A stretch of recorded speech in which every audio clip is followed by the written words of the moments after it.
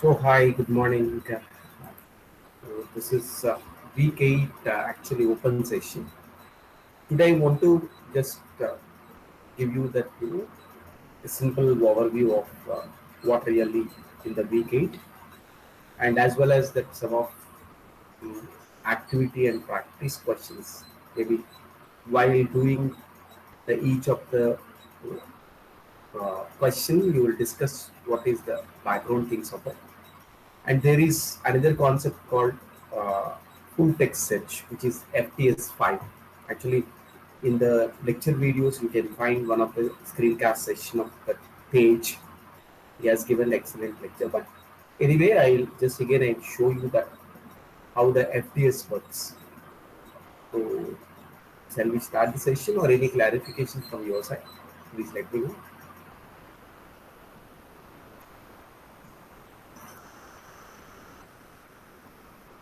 Okay.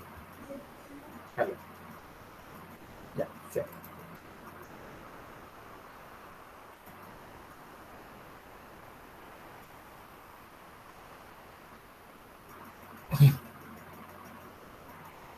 So, hope wise, yeah. Radhan, you want to ask something? Yeah, sir, could I get the email ID of the TA? I want to ask some doubts regarding lab assignment if that's possible. Can you ping to actually Shivani? Even I don't have the TA mail ID. Oh, so where can I get it? Maybe in the dashboard. So discourse, did you see that? You see the discourse? Okay, There okay, you can find it. okay, sure. Yeah. If somebody have the TA mail ID, they can post it in the chat box also. That would be helpful for everyone. Yeah. So anyway, so just I want to give you that a simple overview of the eighth week. So eighth week is basically just I don't want to discuss directly in the activity and practice questions. So basically the first eighth week is completely on front end. So whatever, if you could see that there is a rough work I opened. Yeah, here it is. I'll discuss the earlier page next. To so eighth week is sorry. Is it visible my rough work white screen? Yes, sir. Yes, sir. Let me go. Okay. Yeah. Say look at the complete week 8 is about front end. So actually not complete front end, only the overview of it.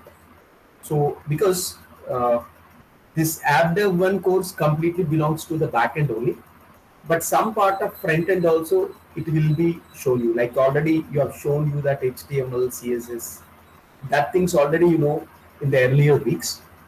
So in the week 8 exclusively some part of JavaScript is shown to you, like like some kind of validations you want to do, like DOM, document object model, hierarchy of DOM, all the stuff which is discussed in the front end, so that this week 8 is completely on front end. So why this front end? So generally what we have done earlier is, so completely we did the backend. So earlier what we did is, so we had app.py.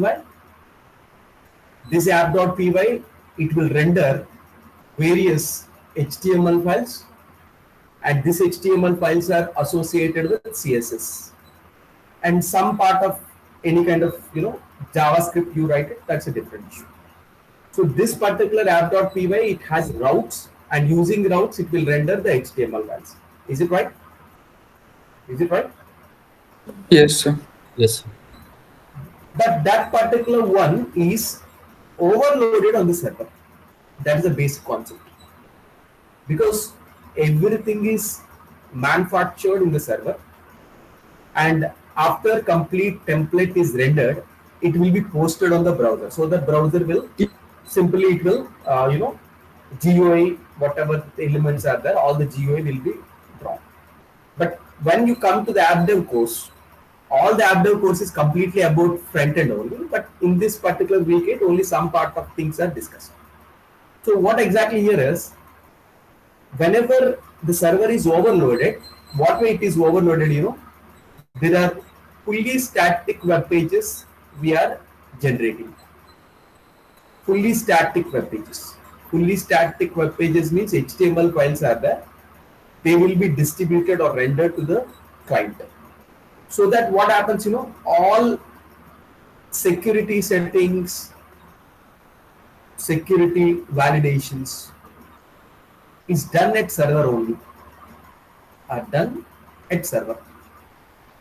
So best example, you are trying to input some kind of email ID. That email ID should be suffixed with @ domain name dot extension should be there.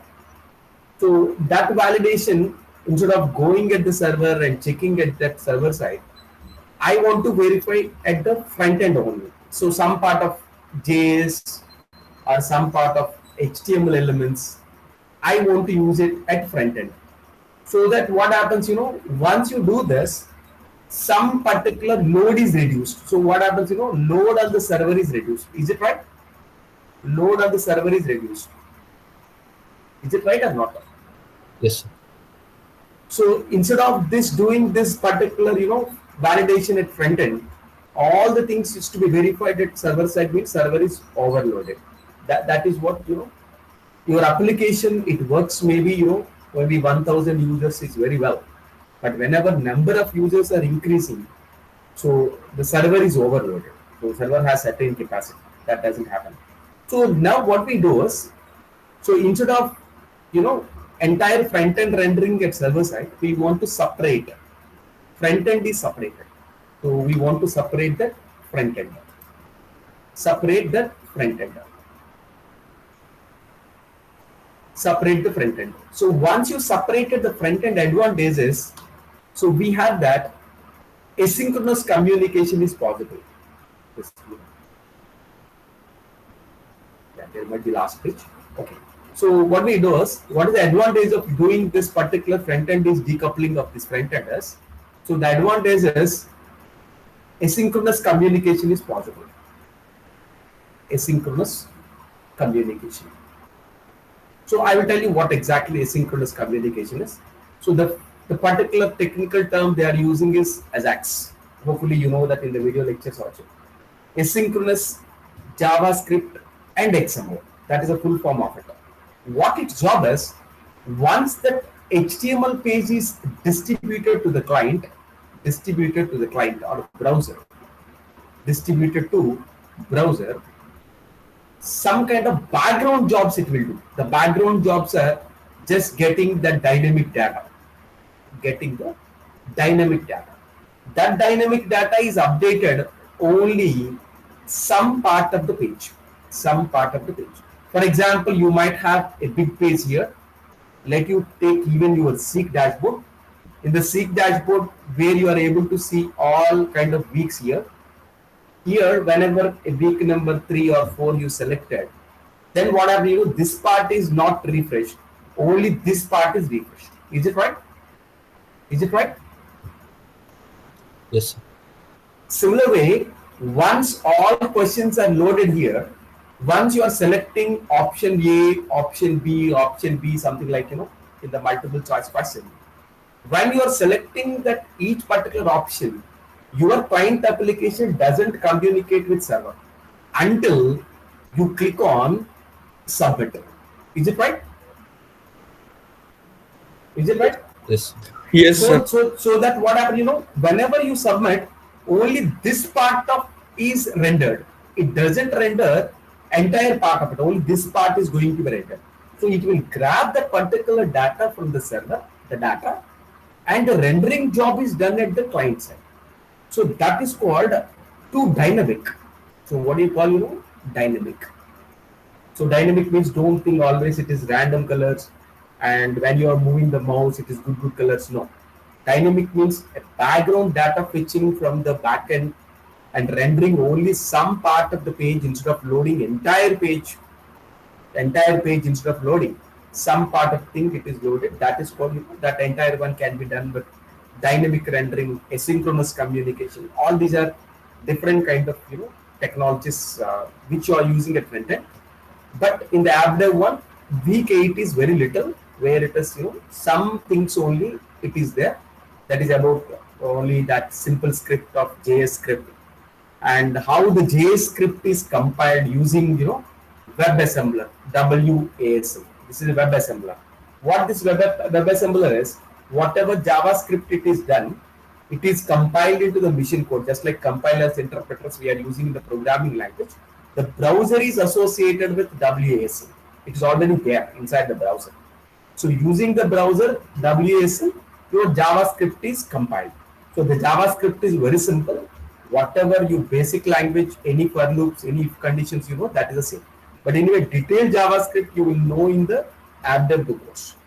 So this JavaScript, what it can do is it can do validations and dynamic things to be loaded, like AJAX I said it, dynamic part of the page loading. All these things it can do, that is done by the JavaScript. The JavaScript requires a compiler called, WebAssembly. This is what complete overview of the week 8. So nothing great things. Practically you need to do a lot of things in week 8 is no. Only thing is this. But regarding that full text set, I will, after that activity and practice questions, I will discuss that screencast session of page, that is full text FTS 5 also. So is it okay? Shall I go for activity and practice questions? Anything up to here you want to ask?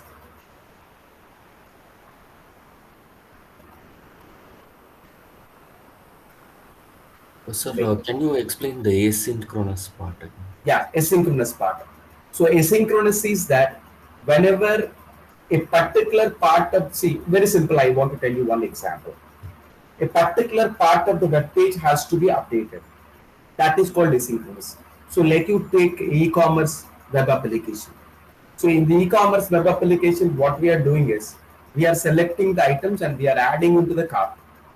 Cart, you know that, no? Right corner you can find some kind of cart. How many items you selected? Is it right? Hello. Yes, sir. So whenever you selected the first item, second item, add cart, then seventh item. So when you click on the add cart, the particular counting job is done at front end only. Is it done at back end? No, it is done at front end only. Once you do that, so that is checkout button. The checkout button means what happens, you have to enter into the payment process. So then only your data, it will be sent it to the server. Hope you understand. Is it right? Yes, sir. Hello. So every item you are selecting and adding into the cart, if it is communicating with the backend, so then the server is overloaded. I don't want to do that. Whenever the server is, even you check out your, just a minute. So even you check your, whatever this, I just check out this. Yeah. So check out this. This particular pages are there. For example, if I click on this, only this part is loaded. This left side part menu, this inbox, is it reloaded? No. Only this part is reloaded. Is it right? Hello. Yes, sir. So that some part of the web page is communicating. So if it is loading the entire web page, refresh is a large job. See, entire A to Z components, user verification. So every time when you click on that week, so when you click on that, so loading this part is easy for the server instead of loading entire components of web page. Is it right? Yes, sir. So there is a background asynchronous job is done. What is a background asynchronous job is? I want to get only some piece of data from the server. I don't want to load entire web page from the beginning. Understood? Hello. So if I understand right, so the first time it loads this page, First time full load is done. full load will be done, and so the next time if I want to just click the week 4 or collapse or expand the week 4 or week 3, it is taken care in the front end. Exactly. And if I want to play the video, it goes to the server. Exactly. Okay. So that some part of data only. So the dynamic rendering is done. Instead of rendering entire HTML file, full loading. So I want to load some required data from the backend. So that required data loading is very quickly it can do. It doesn't require more bandwidth. Is it right? Yes. So that is what exactly. So while I'm just answering for each particular activity questions, I'll try to what is the you know background information about that question also. Just I'll explain you. See. So don't worry, this options are already selected. Maybe maybe it is earlier. It might be recommended to answer it, so that I answered it. It's not issue. I will discuss that other four options also. Maybe the other three options also. Whenever correct option is there, why these three are wrong. So please look at here. Which of the following is incorrect about static web pages? Correct things, incorrect things. So now three of them are correct. See, the first one is incorrect thing, you need to find out it. So they are asking about static web pages. The static web page, they are compiled ahead of runtime. Why I am telling you that compiled it ahead before is, hopefully you did some HTML files and you did some kind of Jinja template inside of it. Is it right? Is it right? Yeah. So whenever your app.py is there, you are requesting a route.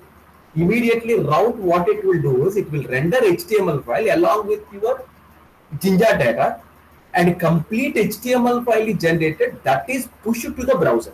Is it right? Yes.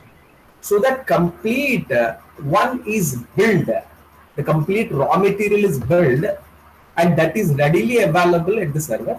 And as and when you click on the route, immediately it is distributed to the browser. So it is ahead, it is done. That's the truth. Second one, we forget about it. Third one, we'll see. It will provide the high server performance. As I said earlier, whenever the complete load you give it to the server is overloaded. As I said earlier. So whenever overloaded is definitely what exactly it does not mean that it will provide the high server performance. Actually, I strongly believe that this particular option also something like a confusing option, the third option. Forget about the second option. So static web pages, correct answer is definitely high server performance is not there. But anyway, maybe some people what they say is, earlier you are pre-compiled, earlier you build with Jinja template, distributing a simple static page, it will improve your server performance. Somebody believe it. If I could go for Wikipedia or some website, Wikipedia. So it is just simple web page. You can look at here. Quickly it is loaded. Maybe you are going for Wikipedia, searching for. I'm searching for Batman and Robin movie. And Robin movie. So simply if you click on it, you could see that this is a complete one is static. Is it right? Yes. So this complete web page is a static one. Completely it is built at raw material is ready. So they feel that okay, it is rendering is that high performance can be improved, but sometimes a controversial thing happens because is it because maybe complete HTML file. Maybe. Yeah, once the HTML is received at the client end, it doesn't need to communicate to the server. Yes, because it's a simple static text, all the things is there. Maybe no dynamic inputs we are doing on this. It is not an entry form. Maybe some that way they are considering. So fourth option, you see that static pages are simply picked up and delivered. That's a tool that picked up and delivered. So like route, it will call the render method. Render method will call it from template folder. Simply it will render. But this is strongly incorrect because they are not generated at runtime. Runtime it is not done because all this HTML file is completely built static page and it will throw it to the front. But this could be that definitely a right answer. So sometimes we have a controversy that about the third option, but don't worry, this is a perfect incorrect answer. Sir, but when does the compiling of HTML happen? That's what we'll see. The HTML is not compiled actually. JS files are compiled. I'll show you that. What is the next one? WASM one activity questions is that. Then we'll see Okay. that. Next ones. Which of the following is true about the runtime HTML? So forget about the first option. Second one is runtime means dynamic.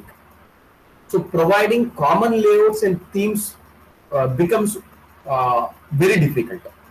See, they are asking true. They are asking true. Remaining three are false. One of them is true. So one of them true. Forget about it. Why this is wrong? See, common template means what you know, the complete content, which is a common. It never changed for a long period of time. Even you can see that official documentation of any Flask or any kind of programming language, whatever it is.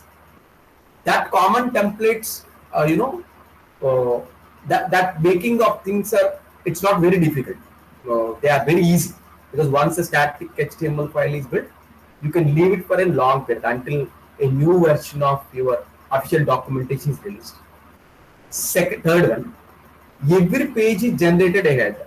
No, dynamic web pages are not a head generated. Static web pages are generated a head, but dynamic web pages are not a head.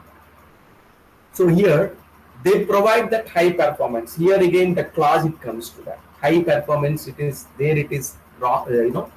What exactly we said right answer. In the case of dynamic, it's a wrong answer. So that they considered its opposite. Why the first one is that this is very good. Runtime HTML file provides that better flexibility. Like whatever you have seen that left side when you are clicking a particular week, then that week is loaded, that particular assignment is loaded. So that is, it is giving the user experience is more flexible. That's the thing. The first option is the right accurate option, which is a true option about runtime. And third one, which of the following is are true about server-side rendering? See, server-side rendering is again you need to recollect that render template method. Remember, once it is server-side rendering means don't worry, it's a great thing. App dot we are doing request dot render template HTML file you are getting. Just recollect that whatever statement is. So they are asking true, multiple true. It is very rigid and cannot be updated. So that's a false. You can update it, no, because database it is reading and giving to the front end HTML. Maybe database it is reading means maybe you are sending a Ginger template data. That Ginger template data for loop is executed. Yeah, hello. Somebody wants to ask something. Hello. So I just want to, with reference to the previous questions and the project that we had done, the template, Ginger templates that HTML files that we have written, they are static or dynamic? No, don't say it is dynamic. It is partially static web pages. What do you say that? See, they talked about even the lecture also. Professor said it as fully static and partial static web pages are there. Is it right? Right, sir. Partial static web page is what happens, once whenever the data is changed, again it will recollect that updated data through Ginger template. Is it right? Right. So at that time we cannot say it is dynamic web page. It's a static only, but server side manufacturing is done. Understood? Okay. Complete server side manufacturing. So we cannot say it's a dynamic. It's a static. It's a partial static. Understood? So the previous questions referring to the fully dynamic page. This is a fully dynamic. This is a fully static. Let's you consider it that way. And Understood? if we talk about the partially dynamic page, that page also rendered before runtime. Yeah, that no, not rendering. First it is built. Okay, generated, built before. Yeah, first runtime. it is built in the server. Then it is thrown to the client. See, if you could even just you open just a minute. I'll even possible. Just let me show you. Let me show you then. So I'm going for me. Is my screen visible? Yes, Yes. sir. Yes, sir. Yeah, just a simple code I'm writing here only. So I might have a template folder inside. Yeah.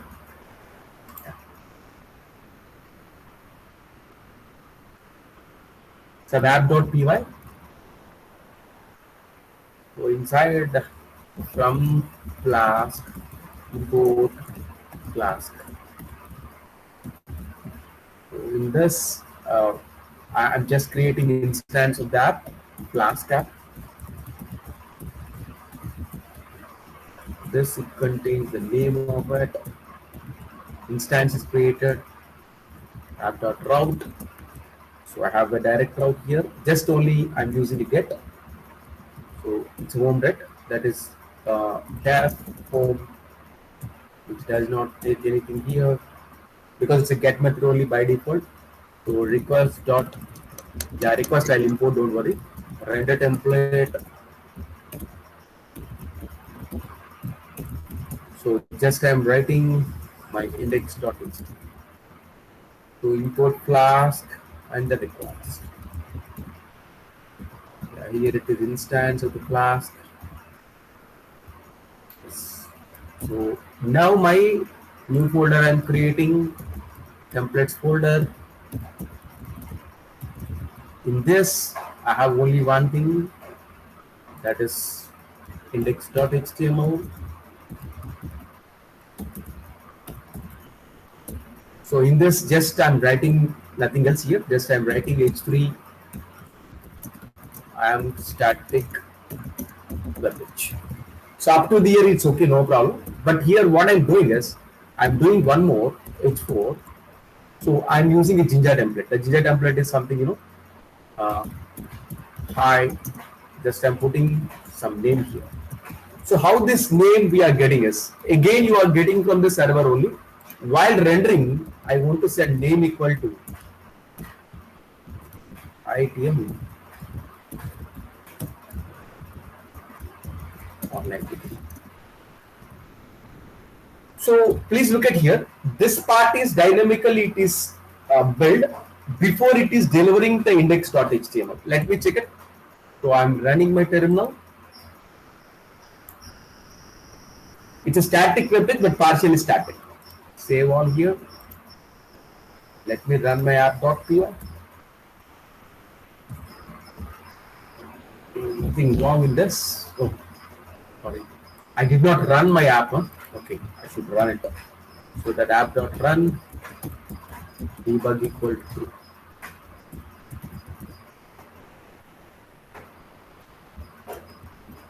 Okay. So my app is running. So please see that what is the content of this.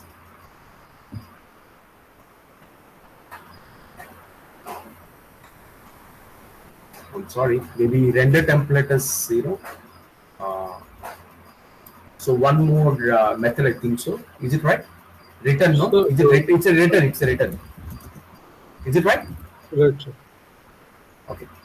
Maybe Sir, why request dot render template? Okay, it's only render template. Huh? Okay. Maybe I forgot. Yes, sir, only render. So there is another method called request. Sorry, render template. Yes, it's a method, direct method. Okay, that makes sense. Yeah. Okay. So now let me run it. So please look at here. Are you able to see the two contents here? If you right click on it and see that view page source, what you are able to see? Both have been looking like HTML content, no? Is it right? Yes. This part is actually, it is also manufactured at the server, and from the server you are getting. So what you can say, it's a kind of partial static, but this content also manufactured in the server side only. Hopefully you understood. But in this case of this files, this is a fully static. Hopefully you understood. Even in the server, in the lecture of it, professor has given one static page also, complete static, which is that content. Even your Flask documentation also fully static. Is it right? Hello. Right, Yes. sir. Yes, sir. Yeah. So that is, you know, they are talking about, you know, fully static and fully dynamic. Sir, just want to know what will be the fully dynamic page then? No, this page is a fully dynamic. This page is a fully dynamic. Are you able to see this particular IITM Seek portal? Yes, sir. So there is a backend server is running. So the backend server is exclusively, it will generate only JSON data. It doesn't generate any kind of data. JSON data means only dictionary. This front end colors, all the stuff is there, no? These colors and all. Hello? Yes, sir. This front end is designed with other framework. Other framework, maybe they are using React, maybe they are using, Vue.js, maybe they are using some Angular. Understood? So, but for this also, some kind of template must have been used, which has been. No template. No template. They will generate only JSON data. If you could see that, I think last session of APIs, I taught the session, I think 6th week APIs. Hello? Yes, sir. Yes, sir. So even you can see that what is there here. See the views page source. Do you see that? What is there here? How many lines of code? See this much of big content. This much of big content. You are seeing how much? Sorry. Please, sorry. There is maybe so yeah, here it is. Very less amount of HTML. Very less amount, and that too front end elements only visible. For example, if you have that interesting thing about here, you can see this part. Even you can see that this particular component, these components are there. Yeah, here it is. There is a component grading lib.js. So all these parts are dynamically loaded. Understood? Okay, every part is written in some script. Yes, every part is written in the front end framework. The back end, it will generate only JSON data. JSON data means already explained in the last session. That is only item and object data. That's it. Like it's a Python dictionary only. Understood? These colors, all this stuff is generated in the front end only. Okay. Okay, sir. Yeah. Cool. So, okay, where is that question? Yeah, I'm a third question. Yeah. So, which of the following is true about that server-side rendering? So, because just now I developed app.py and index.html, it is very easier to develop.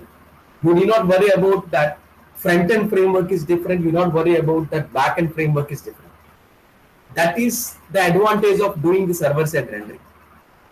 So that's the thing. Somebody says that app dev project is easy, app dev 2 project is complex. It means no. Actually, app dev project also it's easy.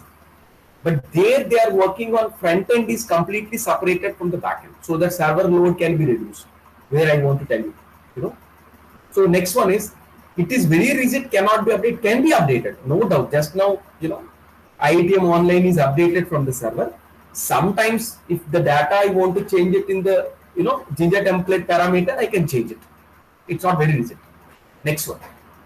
It puts that equal security issues in the client and the server.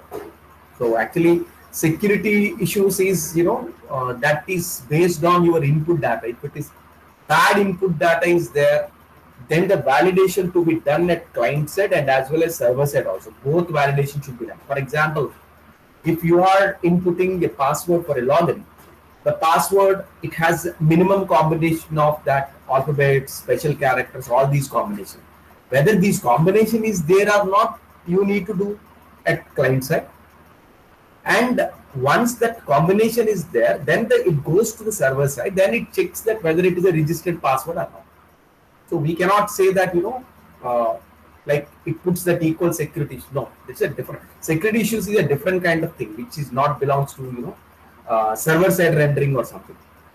So see here, many times I'm telling server side rendering puts more load on the server. Is it right? Hello. Yes. Because every job pulling the data, sending to Jinja template and rendering HTML. Sorry, not rendering, building HTML, all this is done by the server. Only it is once it is done, it is sent it to the client.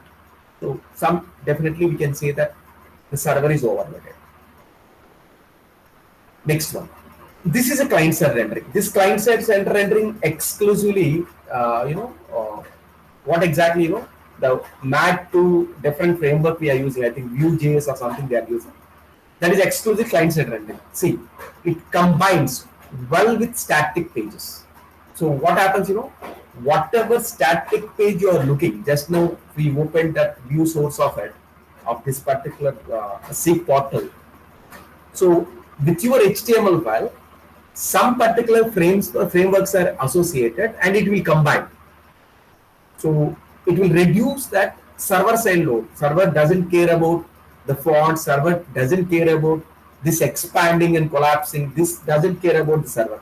Server always takes care about it. Send the proper data from the database. That's it. That's it. So it provides the dynamic loading, but puts the less load on the server. That is a universal truth. Because whenever this colors, all these things are separated from the client, sorry, from the server, server is less loaded. Server will focus on only database reading and sending the data. See, this is a third one is a wrong one. Why it is, minimum or no resources are required at client. No, definitely you require a latest web browser. That is a basic thing. Understood? Hello? Hello? Yes. Am I in the call? So Yes, that sir. we cannot say minimum resources. It requires a sufficient resources. Like you require a minimum higher end of, a machine with some kind of minimum memory and some kind of web browser. These things are definitely required. Next, it provides high security. Nobody guarantees. High security is not the issue. Security is a different kind of, security login frameworks we are using, Flask login, all the stuff we use it for exclusively security. But a client-side rendering is not responsible for, high security. It is guaranteed. No. Client-side rendering is exclusively focused on the dynamic loading of pages. Dynamic, some part of page only it is loaded. That is the job of, client-side rendering. Client-side rendering is exclusively preferred for dynamic loading. Okay. Sir, this third option, no resources. What is resources? Resources means nothing is required. Whatever your operating system is enough to render the web page. No. Okay. It requires minimum things. No browser is required. Any compatible, either Chrome or some Mozilla Firefox, some version is they are specifying. Is it right? Yes. Some internet connection. All these are minimum resources. No? Okay. Clear? Okay. Yeah. So next one. True about that front-end application. See the application front-end. So first let us see that why the second option is wrong. So the application front-end is same as application back-end, not at all. Application back-end will do a lot of things. It has some database there. It will write some SQL query to read the data. Is it right? Is it right? Yes. Some SQL data, it will read some SQL data, it will store, it will do some commit operations. All these things it will be done in the backend. Client front-end job is not the same of the backend. Front-end job is making your application is very responsive. Like, quick responsive, very responsive, interesting to see the web page. All this is the job of the front-end. So that second one is definitely no. It is not the same as backend.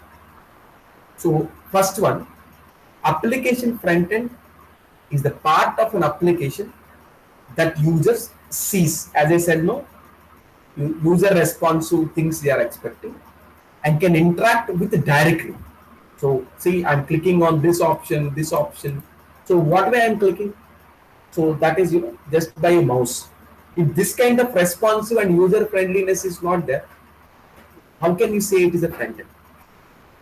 So third option, front end is referred to as client-side application. Yes, it's a pure client-side application. So even you see that whatever mobile app you are seeing, it's not a server-side application. It's a client-side. The APK file you are installing on the mobile app, that particular application is your mobile device only. Server-side does not have any kind of thing. That's a different application they have.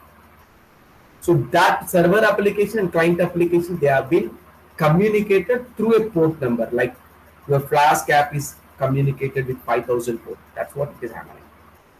Front-end portion, front-end portion of application is built with the language. Yes, HTML, CSS. What exactly? CSS, JS, some JavaScript also we use it. But of course, in the app dev one, very few things they talked about JS. Most JS part is covered in app dev course. So that is options. And when it comes to that, See, just here, earlier we thought about partial static web page. Now they are talking about fully static. You see that. True about fully static web page. A fully static web page is dynamically generated. Not at all. Not at all. Maybe some parts are there that is generated dynamically. That is called partial static web page. That's not fully static. So second one, the static web page always displays the same content to all users every time that page loads. Yes, this is true. Fully static. See, like your Flask documentation only you can take example. Your SQLite documentation you can. You most of that the content is not changed. Maybe after 6 months they release a new version of Flask, then they will change the content. So that everyone will get same kind of thing. For example, if you said it google.com, just you google.com. Forget about login, just google.com. Everybody will get same kind of searching page. If you log in the Gmail, before login, you get same kind of static web page. Is it right? Is it right? Yes. So once your login credentials are given, then the dynamic content is loaded. If you log in with your login credentials, your inbox is displayed. If I log in with my login credentials, my inbox is displayed. So that second option is correct exactly. Most of the people, everybody will see the same content. Static web pages are generated at runtime. No, that's false. These pages have better performance for end users as compared to the dynamic web pages. Actually, sometimes we say that they are better performance, but performance is weak. Why? They are simply directly loading a static web page from the backend server to front end. We can say better performance. What way it is better? Some part of page, if it is changed in the server, again you need to click on this refresh button. Then only entire content is loaded. But in the case of dynamic web pages, not at all. Whatever you submit, that part is loaded. So loading of that part is very easy. So that instead of loading entire web page is not a better performance. Loading some part of web page is a better performance. That is. And this question is straightforward. See, some of static site generators are there. You can use this static site generator. Online generators are there. Somebody likes to make their HTML page with colors and menus and all. For that, they can use these online tools. Hugo, Jekyll, Next.js, Gatsby. These are all simple, straightforward applications. If you just go for the particular online application, you will know how to generate this. The next one is, here it is. Which of the following is not a WCAG compatible? See, this is web compatible things. See, look at here, just Google it, the documentation you get it. What exactly the WSGI? So web server, it's a gateway actually. This gateway, so what it will provide you is, it is having the servers and applications and different frameworks, they are communicating with this standard only. Even somebody say, I'm using backend Django, sir, I'm using backend some Flask. What should be my front end? The front end can be anything. Somebody say that, sir, I'm using front end JavaScript. What should be my backend? Anything can be backend. So they have defined some standards. So that particular standards are compatible for communicating, or you can say that calling messaging, receiving messaging. That can be request and response. That can be done it through WSGI. But here, so one of them is not compatible. The Java Spring Boot framework is there.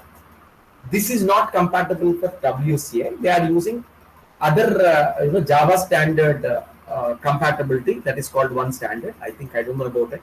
Most of the Java users will know that.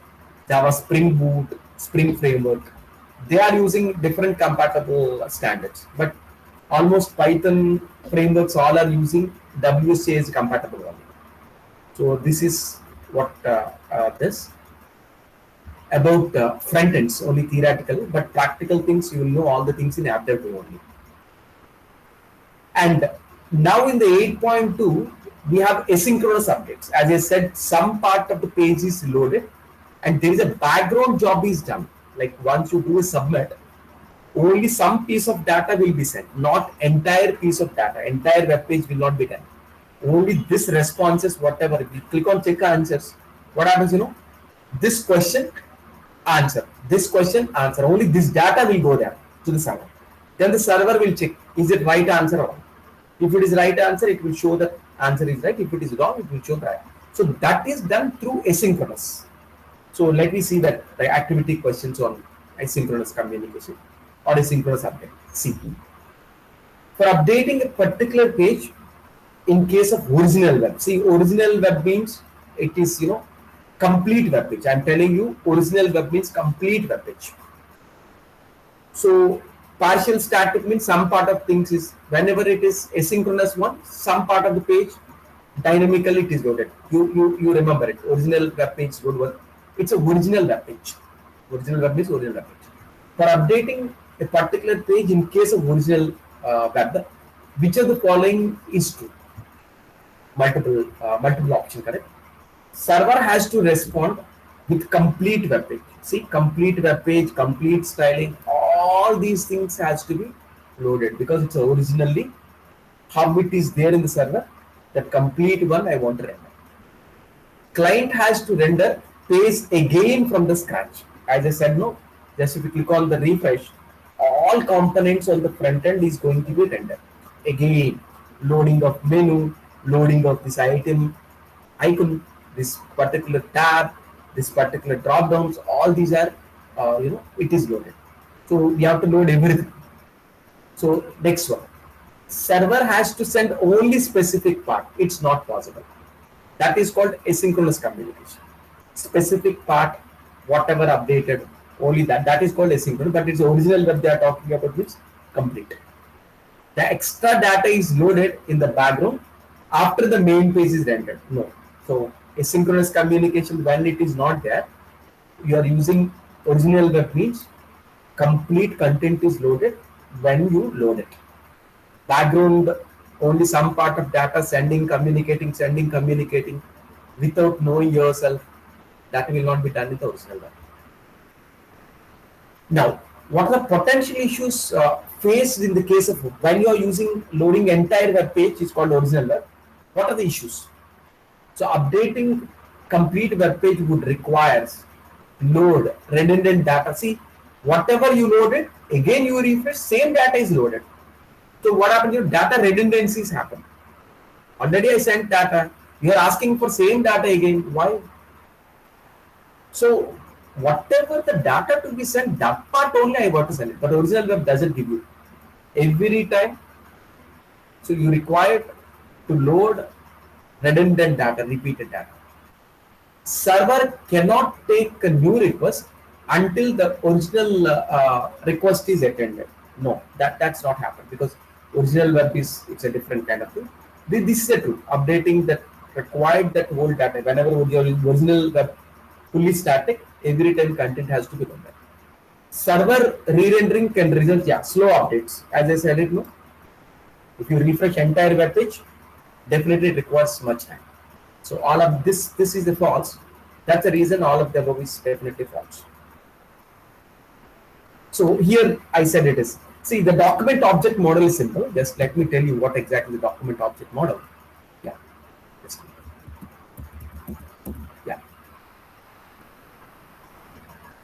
Yeah, here it is. See, the document object model. Let me delete all this stuff here. Yeah.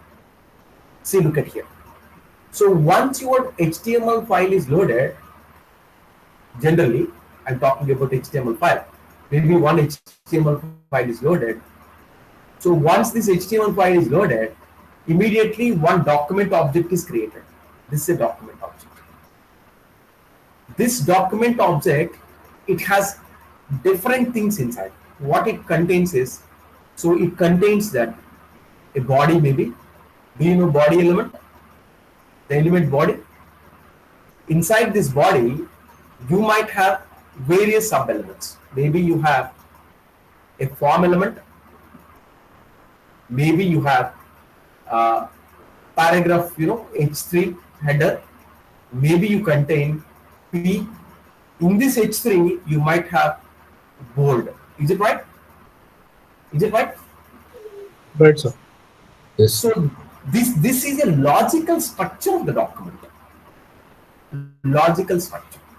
So what is the advantage of this logical structure is everyone have one unique identification, because even you declare one div, you are trying to give ID for this. Is it right? Yes. Hello? So generally, whenever you write divisions and at the same time forms, all this stuff, I can give a name for it. Similarly, any input element you want to give it, for this, I'll give ID and as well as name also. Why these are using is, in this logical structure, I can identify any element using the document dot get element by ID. Some method is there. Get element by name. So this methods are there. This methods, what it will, as I said, how can I update only some part of data? So that front-end JavaScript I can write so that I can update only some part of that. Get element by ID. So then increase my cart, whenever add cart I did it, immediately right top corner, whatever existing elements is there, existing element plus one. That's simply the input. That is called get element by ID and plus one. They are doing whatever value is existed, default 0 is that 0 plus 1.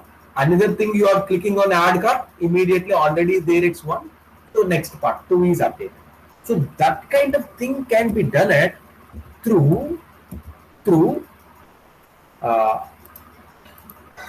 through document object model. This is, which of the following statements is true about document object model? The first one is, it is the programming interface for the web document. Yes, because using a JavaScript, you can communicate with all these components, all these menus, all these one point, some calculator, all these things can be communicated through some programs. You don't get a programming interface, here it is JavaScript only. So it is an abstract model of the document. Yes, I said it's a logical structure. No? Logical structure means it's an abstract data structure. Who is parent, who is child. All of the things are linked to the document, either body, form, whatever you write it. Inside whatever title, header, all these are linked to the document only. It is a structure is rigid, cannot be changed once it is created. No, it can be changed. See, whatever you are looking the document only here, see, I am doing clicking this option and unclicking this option. Is it right? Clicking this option and unclicking this option. So that can be done at through that document object model only. So we cannot say it is a rigid, it cannot be changed. No, it can be changed through program, through JavaScript. So it can be only manipulated with the help of JavaScript. No, there are other scripts also there. Like in the front end, somebody writes TypeScript also, like Angular, some kind of, some other scripts. VB script is there, using it also in the ASP technology, active server pages by the Microsoft. They use some kind of VB script to change that, elements. So that 1 and 2 is right, 3 and 4 is we cannot select. What about document object model? Yeah, somebody wants to ask something? Sir, how do I visualize this object model, document object model? Like, no, it cannot be visualized. You must be careful when you are writing your HTML file.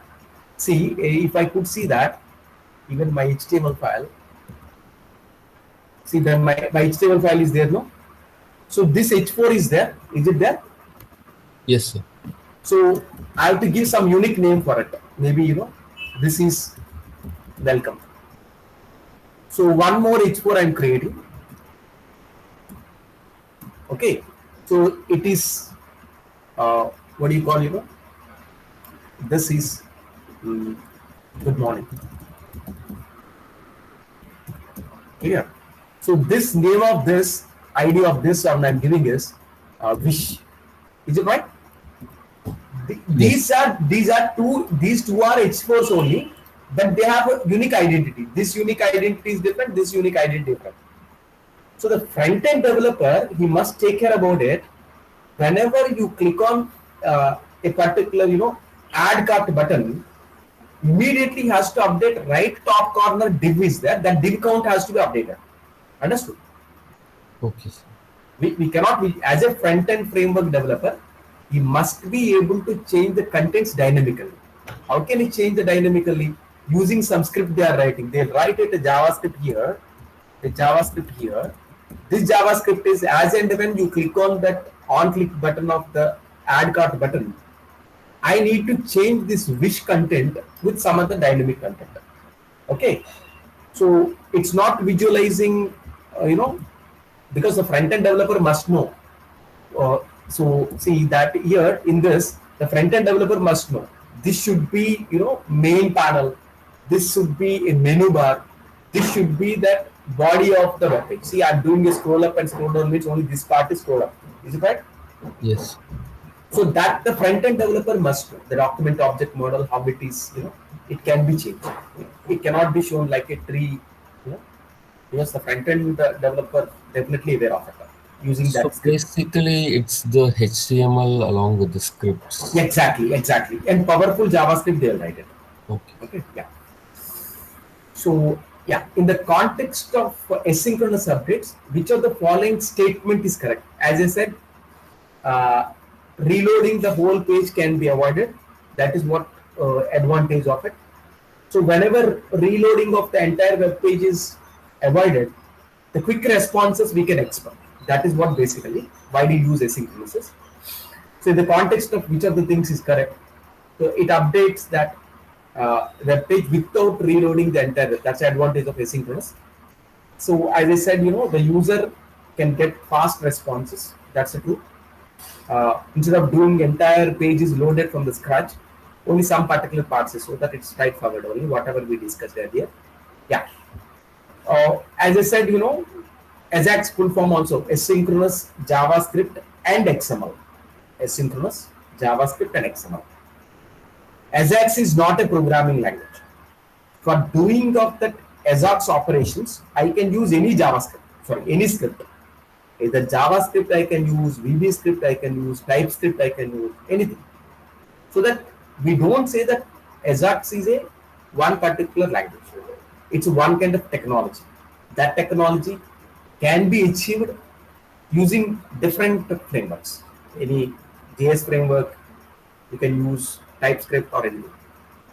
AJAX can be used to request the data from the server asynchronously. Yes, only will request, I want only this part of data. So that part of data only the server will send. It doesn't send entire original data. Only some part of data it will send. So AJAX stands for asynchronous. JSON is a wrong. JavaScript and XML, not JavaScript object. Yeah, somebody wants to ask something. So if AJAX is not a programming language and not specific to JavaScript, then why name include JavaScript? Oh, okay. That's what the question. So because HTTP request and HTTP response, maybe originally there is an object server in the AJAX here, HTTP request and HTTP response. Maybe that responses they are getting through that. I don't know actually that history of it. Why they named JavaScript? Maybe HTTP request and response. Basically, they are returning in JSON format or something. They are putting in JavaScript. I don't know. But full form you can see. I'm sure AJAX full form. But why this is derived AJAX? Yeah, AJAX full form. Sorry. Yeah. XML with JavaScript only. But I don't know why this is called exclusively. But it's a long back. I don't say that it is because of JavaScript it came. Yeah, okay, so but it is true that it can be implemented through any scripting language. Yeah. Actually, the AJAX can be implemented using PHP also. Even you check your PHP code, that is also. And using that ASP also, we can implement that AJAX. No worries. Okay. Yeah. It's a kind of one technology. That's it. One technique only. Yeah. So basically, the programming script languages used as JS and XML. No, JS itself is a programming. JavaScript is exclusively programming, no doubt. Okay. ASP active server page is one programming, like TypeScript is one. There are a lot of front end scripts are there, but all these things will use same technology for asynchronous communication. So for asynchronous, we can use other than JavaScript also. Yes. Other than that, see, JavaScript came now. It's more popular. That's what everybody using front end frameworks is JS. But earlier VB script was used. JScript was used. If you remember, JScript. There was a script called JScript. Okay. I don't know whether it is there exists or not. Let me check it. It was long back. I think it was almost 15 years back. Yeah, it is. See, look at it. So there was a called JScript. This is Microsoft has been had one kind of script that is called JScript. Earlier it was there, but nobody is using now. That is okay. Now mostly everybody using front-end frameworks is JavaScript one. Yeah. Okay. Yeah, this is okay. This is okay to the question. And which of the following technologies is used in AJAX? As I said, asynchronous communication is a front-end job where you are using. There you are using HTML and CSS. Yes, sorry, I said it is earlier. HTTP request and HTTP response also. This particular response and request also one of the part of AJAX. HTML, CSS is used. JavaScript is used. All these are front end only. And XML with HTTP request. Whatever request and response you are writing at server. Similarly, in the front end, we are writing request and response also. Because client code is requesting server code. Server code is responding, so that response is received also. XML, HTTP response object also there. All these are AJAX. In the part of AJAX we are using. Anyway, these things programmatically you will know in the AppDev 2, because AppDev 2 course is completely about front-end only. Yeah. So AJAX is server technology or browser kind or a mix? AJAX is a combination of server and client technology. We cannot say it's a framework or something. It's a way, the new invention they have done it. Okay, to implement that way, that particular technology to implement it, they are using different combinations. With combination of HTML, CSS, JavaScript, and they are using XML HTTP request and XML HTTP response also. So, is there any specific SOP for AJAX, or can be implemented anyway? Any kind of? No. See, I can say that backend. It's a generic word. Is it right? Right. Can you say that backend is a generic work? So the backend can be anything, either Django, they use it Flask or anything. Express.js. Similarly, AJAX is a communication technology they invented. They said it as you want to communicate with server with the background jobs without every time reloading the original there. To implement that, you can use any of these like HTML, CSS, JavaScript, VB that is. So I don't say that AJAX has to be additionally to be installed, like to be installed in the server, to be installed in the client. Do not do it. Yeah. Okay, it is a method. Yeah, it's a method. It's a standard. What you can say is it's a standard. What you can say, it's a standard. So like they'll write the research paper, no?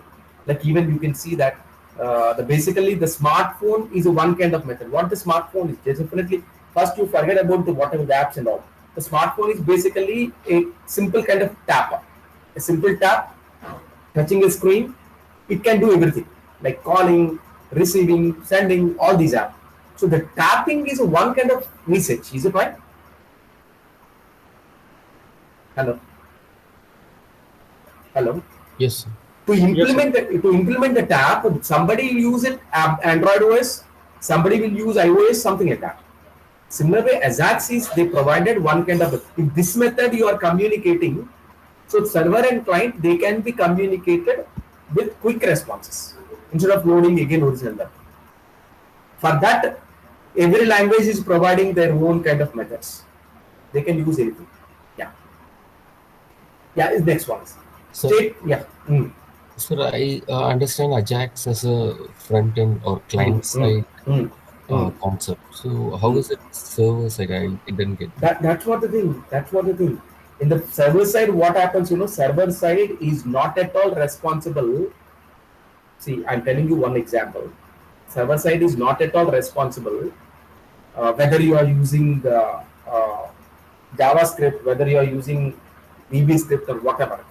Server is responsible whether the request came from a genuine client or not. Is it right? Yes, sir. If the server received a genuine client request, immediately it will serve. What it will serve? Only some part of data. Yes, sir. So some part of data means it is sending some JSON data. See, JSON data is what earlier just said. Dictionary, Python dictionary, it will send. Yes. See if you could see this question number 7, no? Are you seeing question number 7? Is it loaded from the server? Yes, sir. How it is loaded, simply the question number and these particular things might be send it like a Python dictionary. Maybe what it will send us, just I want to just tell you. So maybe ID of the question. Sorry. Yeah. ID of the question, maybe 7. Clear? Yes. And question statement, some question, and option 1, maybe or what do you call O1, which is some option. So all these are loaded. Is it right? Yes, sir. So this data who will send? It is sent by the server. Yes. Is it right? Yes. That's only this part is going to be loaded. Similar way, this is sending by the server, sent by the server, sent by the server. So this is done. Then what the client will do? The client will do, read this above data and show with checkboxes and radio buttons. Is it right? Yes. If it is MSQ, it will show like a checkbox. If it is MCQ, it will show like a Radio. Over. So this part of data only it will send. It doesn't send what colors, what kind of theme, these things it doesn't send. All these things taken care of the front end. Understood? Yes. So this way, even the client also, after you click on the check answers, what it will do, same kind of format data again the client will send. Understood? Yes. So, but what it will send is ID. Question statement need not send it because already server knows what is the question statement. Is it right? Yes. So it will send what options that user is selected. Out of 4 options, you selected A and B. Okay. It will select that A option is this, B option is this, the user answers is this. Then it will check with the database the user options and this options. If it is correct, it will give 1 mark. Otherwise, it doesn't give 1. Understood? So only this raw data communication is done. Yes. Simple. That is what that asynchronous can be done with AJAX. Yeah. Okay, sir. Yeah. Hello. Shall I go for next? Yes, sir. Yeah. So which are the following? Yeah. Okay. See that it's already discussed actually this, but it's that question. Document object model is a programming interface that logical structure can be manipulated using your JavaScript only. The documents in the document they have a logical structure. They strictly have a logical structure. One parent, one subordinate, like body is having different sub elements are there. Inside the div, if you write anything, all these are come under the div. So that definitely they have a logical structure. Nodes, already I've shown you one graph. Nodes in the DOM represents that objects that which have their own specific functions and identity. Already I said ID is there, name is there. Using it, you can identify. So it's a wrong expansion. Document object model, not manipulation. We are manipulating, but name of that document object model is a model. It's a model. It's a hierarchical structure. Yeah. Here is an interesting question. See, yeah. Hello. So when we are talking about DOM, so is DOM a standard or every web page has its own DOM? Yes, exactly. Then only one specific parts are changed dynamically. Okay, so every web page has its own Yes, DOM. yes, yes, yes. Okay. So for example, if you are looking this, I'm sorry, I think, yeah. If you are looking this, maybe it's a calendar. See, it's a calendar. Is it right? Okay. So if you are looking for the Google Calendar, if once I click on it, so the 17th, so the date 17th, if I select it, there is a unique identification for this. Once I click on that unique 17th, that 17th calendar is loaded. Is it right? Right, sir. So that this 18, 17, 19, November, all these, each and every element have a unique identity. It's Right. not a simple thing. Every particular component you are looking on your web browser, they have a hierarchical structure. They have a unique identification. Otherwise, you cannot manipulate the data dynamically. It's not simply bringing HTML rendering. No, front end requires each and every element and what is its ID. So, like, Okay, so yeah, CSS and JavaScript both follows the DOM. no, That's why no. they are able to render the page properly. CSS is follows for styling, Right. but JavaScript is following the DOM for dynamic manipulation. Manipulation. Right. Yes, because the text box data you are giving, like you are typing something like your password, whether the password is contained valid characters or not, that is verified in the client side itself. It Right. contains a special character, uppercase, lowercase, minimum 12 character length is there. Once all the front end validation is done, then it goes. How can I validate without knowing what is my text box name and ID?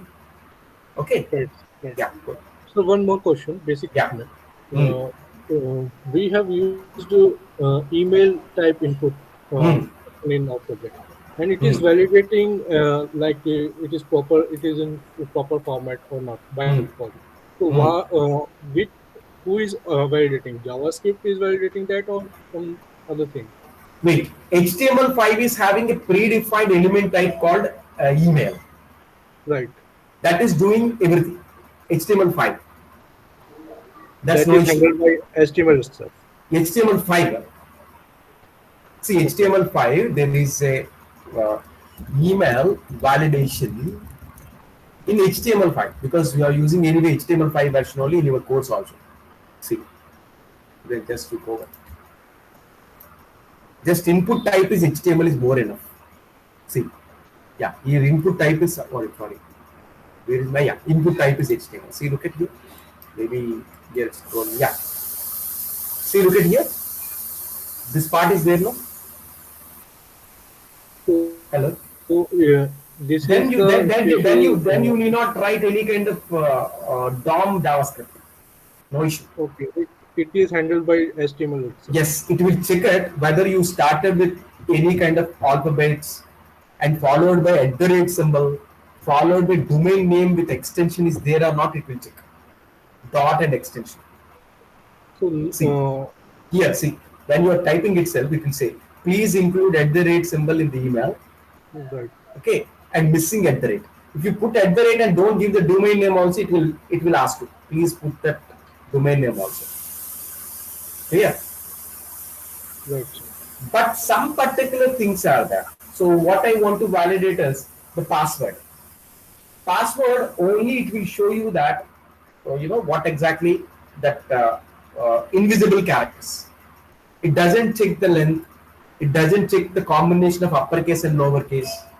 Special character. All these things I have to write it my own JavaScript. Here. Hello. Yeah. So Yes. the masking happens with the HTML5. Sir. Yes. Tell me once again. For password, the masking, HTML5 takes care of Yeah, masking. HTML takes masking. HTML5 takes care about it. HTML5, don't worry. Okay. Input type is password.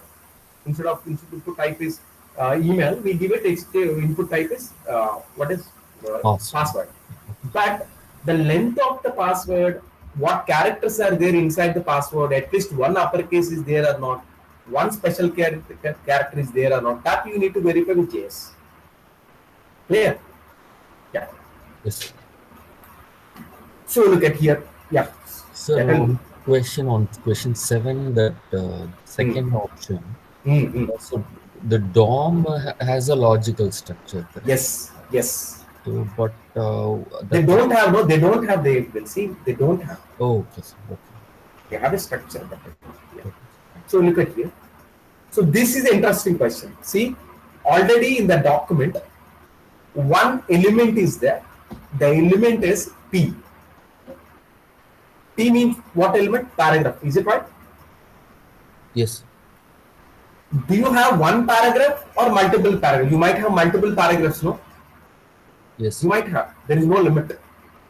Unfortunately, they haven't given any kind of ID for the paragraph. What they'll do, they want to get it all paragraph, which are available. How can I get it is document dot query all. Query all means what happens, it will get all of the paragraph elements. All of the paragraph elements you are getting means there is an array is created. Array is created. The array name is what? Paragraphs. List. Possibly, Python list. So any list, is it started with index position of 0? Is it right? Yes. So 0 means it's identification of first paragraph. Is it right? Yes. That's it. You remember it. So the paragraph, we got it a complete, what you call, list of paragraphs which are available in HTML document. So in that 0th paragraph, I want to display with alert dialog. Alert dialog means a dialog box. Simply I want to get a dialog box. Now, which of the following statements is true? Sorry, not true, means false, regarding this code snippet. The first one. Query select all P will return list of paragraph elements. Yes. Maybe you have P1 element, P second element, P third element. All element we are getting like a list, array, what you call it. That's it. Query select all is a method of a document interface of the documentary. Yes, it's one of the method. Like get element by ID is there, get element by ID name is there. Similar way, document dot query select all, it will give you the complete number of elements are there. All the number of elements are grouped together and we are getting like a list. So paragraphs in array, yes, because it's a list. Array or list is both the same. Where paragraph 0 denotes the first paragraph element. So paragraph 1 denotes second paragraph. As I said, always list is started with 0 or array is started with 0. So 0 means first element, 1 means second element. Yes, it's true. Here the command alert of paragraph 0 dot node name will pop the small window. I said small dialog box will come. They call it a small window. The node name of the second paragraph. No, here also we confirm that. Like 0th is the first paragraph, 1 is the second paragraph. But here 0th means second paragraph is a false. It is straightforward. So we can say it is a false. Clear? Yeah, it is simple JavaScript only. Don't worry. There is great things. In the only document object model, get element by ID, get element by this only they'll ask it. Nothing more. Maybe even your quiz examination or end term, you get maximum one question from a simple kind of code snippet of JavaScript. Nothing more. So should we learn JavaScript? No, just only some part of it. Okay. Like get document ID, something like some basic methods only. Nothing great. So extended JavaScript, all these are we can understand in the math app dev. That too we are not guaranteed whether you get it JavaScript kind of question. But if you get it, maybe question is like this only, just like this, nothing else. Only just a simple JavaScript they'll ask you. Clear? Okay. Hello. See, still I will give you one kind of question, maybe if you are interested to understand. So this JavaScript tag is there. What I'm doing is, if I'm writing for some if condition, so that is document dot get element by ID. So my ID is the ID of my particular element is, maybe it is input 1. is equal to 5. If this is the value of 5, so I want to do something. So similar way, else document dot get element by ID. See, by ID, by name, by these things are there. So by ID, so sorry, I do something else. Do something else, please don't worry. So what I'll do here, alert your value is 5. So here alert, so something is given. So your value, I don't know your value. I don't know your value. What value you are inputting is, yeah. See what happens, this kind of script they'll give it. So what happens, you are trying to give the input one, which is 17. So what is the output? 17 you are giving input 1 means what you are getting? I don't know your value. Is it right? Yes. Hello. Simple way you can understand this kind of only a few lines. If condition, this get element by ID, you must know what is this document, you must know, because it's a document object model identifying. In the document, any unique component you want to identify, you can identify it by its ID or by its name. That's what's important. So here the input one can be a text box. Yes, exactly. It's a text box which is created in the front end input. That is, name of this input is input one or ID, and also this. You not put both the things, but okay. ID is the input one. Sorry, input one. The type of this input box is text box. Type of this one is text box. Yes. So that this I can identify. This I can identify through this script, whether my particular input is this or that. Here. Okay. Sorry, it is input one. I'm sorry. Yeah, input one. Because you are done get element by ID.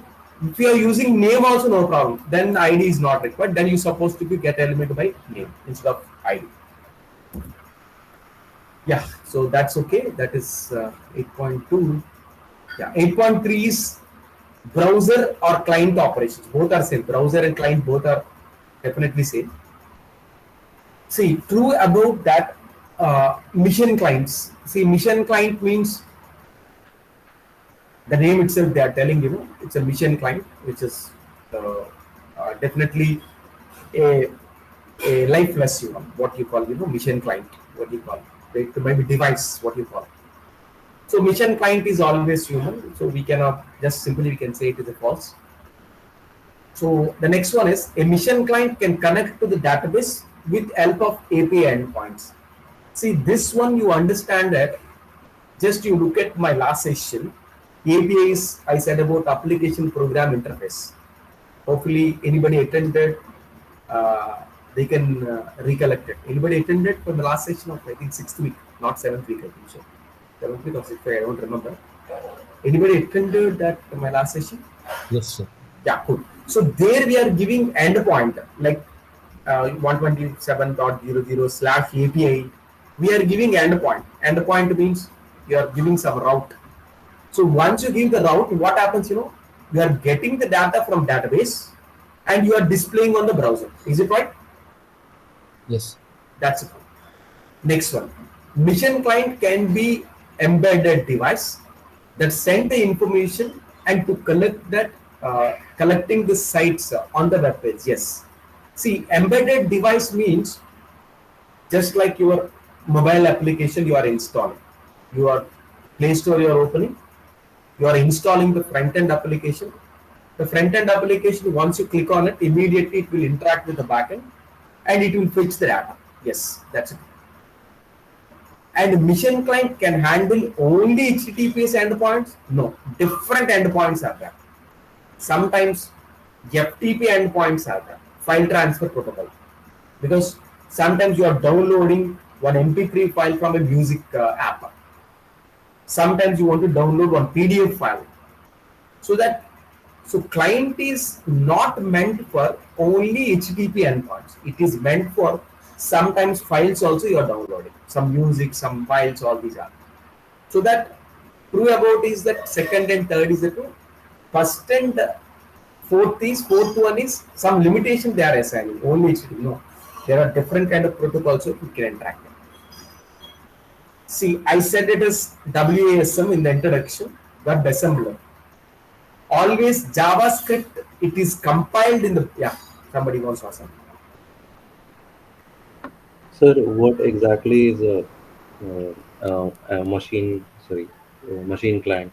Is it a different kind of browser? It's a machine client means any device. You might have a laptop, you might have your tab on your hand, you might have phone. Is it right?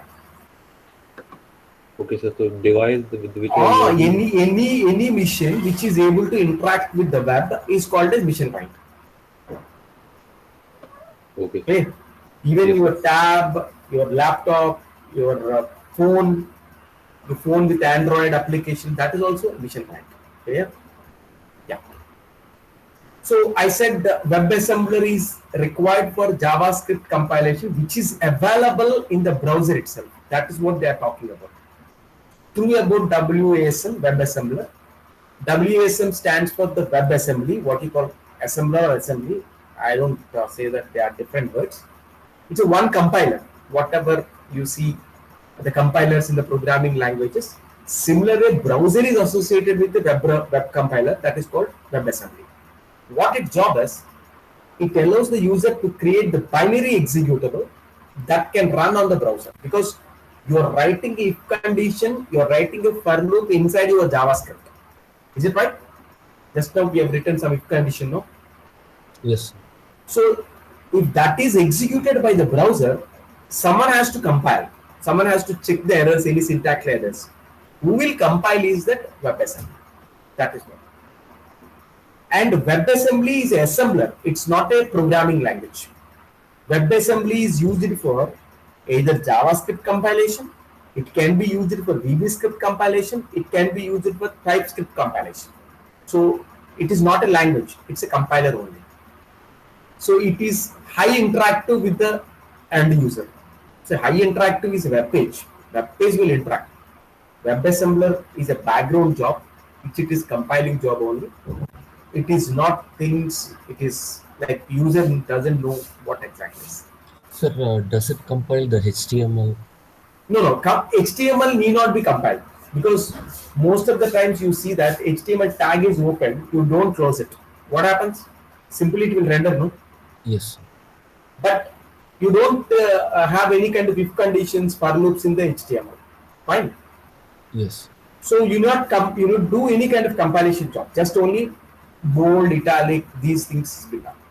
WebAssembly is meant for only, that is, some kind of C and C++ syntax are existed or not, LG kit. That's it. So just need a small clarification. It is a assembler or a compiler? WSM is a assembler or a compiler? Yeah, see the name they are putting it is assembly, but it's a compiler only. Yeah. Okay. They're putting the name is WebAssembly. That's it. But it does not mean that assembler. Yeah, assembler is long back, it has gone like mission code, AJAX, all these are assemblers. Yeah, it's a name only that. For the namesake, that's it. Yeah.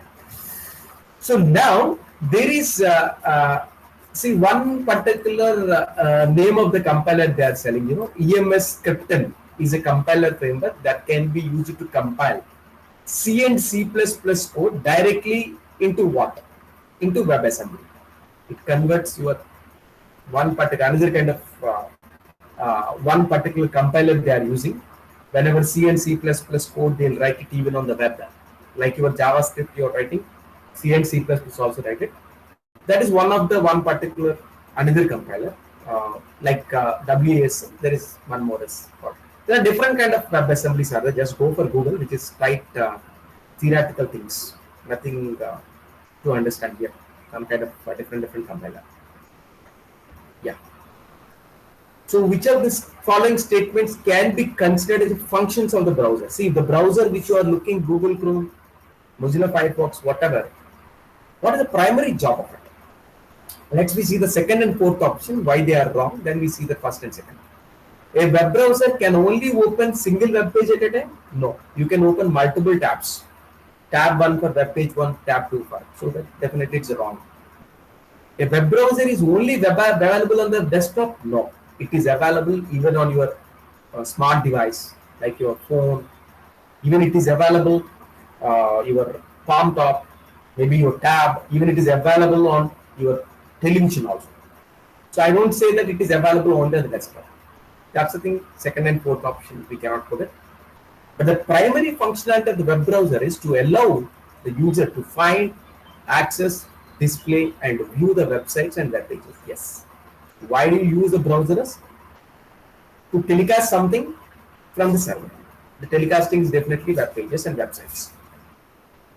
Some internal cache is saved and used by the web browsers so that user can open some web page multiple times without losing your data. Hopefully, you know, some cache memory is there, history is there. The web browser is associated with it.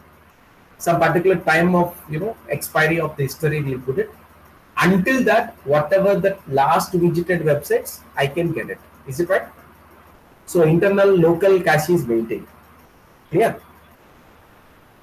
So for Chrome, it will have a folder, a cache folder. Not only Chrome, every web browser has. Chrome. For example. History is the best example. Whatever the last 1 hour, 2 hour visits I want to see, just I can go for my history and then we can get it. Okay. Yeah. Here one more interesting thing. Text-based web browsers are there. See, the text-based web browsers, what it will do is, it will render everything except GUI outputs. So why do you use these web browsers is, some response we are trying to expect. At that case, we are using this text-based web browsers. Best example for the text-based web browser is curl command. CURL. Already I said it is connecting the URL. So that particular command, you can use it. See that, what do you mean by the text-based web browser? The text-based web browser is usually used to browse from the command line. Whatever your system prompt you are looking at, C prompt or D prompt. From that, you can browse any server data. That can be done it through text-based web browser. Even you can see that, just if you can go for my command prompt. Here, what I do is HTTP www google.com. So you see that what happens, should put it in double quotes. What happens, we see that. You are getting a lot of data, is it right?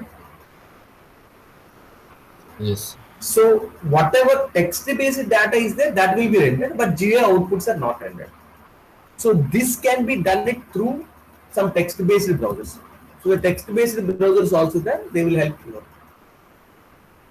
Yeah, it is a fifth question. Google Chrome, Firefox, these are GUI-based web browsers, not text-based. So it's a web browser that renders only HTML outputs, ignores the GUI graphics. Yes, no colors, no videos. Only thing is text, whichever there, that it shows. They render the web page slower than they are very fast, because rendering the complete GUI takes a lot of time, but rendering the text requires very less time. That's the thing. That's the last one is, yeah, I think 6 and 7 is there. So in the context of performance, which of the following? Yeah, right now we are using JavaScript V8 engine that is faster than that older JavaScript engines, like some kind of engine they said JavaScript Core, Spider Monkey. These are old JavaScript engines they are using, but V8 is the recent. I think some latest update also they are trying to release V9 also, but right now I think V8 they are using. Just Google it. That is what high performance one comparatively. Again, WebAssembly they are talking about. Which of the following is correct about WASM? WASM, WebAssembly, is primarily used for developing backend. No. Developing backend is a framework. Python, Flask, Django, all these are. WebAssembly job is compiling your script code in the browser. It's not related to the backend. WebAssembly allows us to create binary executable that runs inside the browser, not in the backend. Browser means front end only. WebAssembler or assembly is capable of handling fairly high performance execution and also able to access graphics card. Yes, because then only it will any kind of conditional structure. All these are the conditional graphics. All these are it can draw it. WebAssembly is designed to run along with JavaScript. Yes, so because JavaScript first it is compiled, then it is executed. So that converting into the binary code is done by the WebAssembly. That's what WA is. Yeah, somebody wants it. So JavaScript engine, I need more clarification. Who decides which version to use, which engine to use? I don't understand. Please tell me once again. So which engine to be used? It is decided by the developer. No, by default it is V8. Whatever latest Google Chrome and Firefox, they will have the built-in engine of V8 only. I need not install anything. And what are these JavaScript core and other one? No, these are old engines. Like like 5 years back they are using these engines. Now the recent engine is, I think, just you check it. Latest, I think version 5, version 9 they are in beta. I think so. JavaScript, latest JavaScript engine. Yes.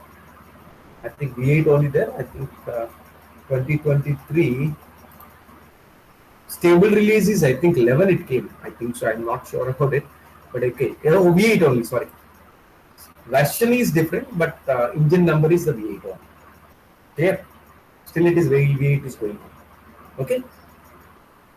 So, sir, whenever I install JavaScript on my machine, Don't need to install. Don't need to install. It will come along with your browser. okay. Just along with your HTML file, you can write your JavaScript code also directly. But other frameworks are there, like in the AppDev2, other frameworks are there. Then you need to install it. Like Node, some Node has to be installed. Yeah. Okay. Okay. Yeah. Yes. So, yeah, it is okay. That's all done. So 8.4, client-side computations and security implications. See, some calculations to be done it at the client side itself. Just now I said shopping cart application, right side the cart is incremented.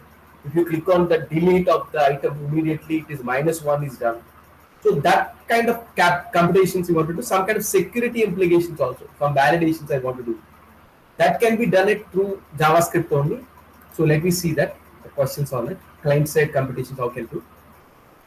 So which of the following is true about the client-side validation? See, every request going to the server, then you are getting the data from the server. Server is overloaded. Like even you go for your ATM machine. If you type the ATM PIN number, 3 digits and press enter, immediately tell you that 4 digits are compulsory. Is it right? Is it right? Yes. Yes. After typing 4 digits only, then only if you press enter, then only the 4 digits will go to the bank server. Otherwise, it doesn't go. So that kind of validations you do it in the client side itself. Now, it can reduce the number of hits of the server. Yes.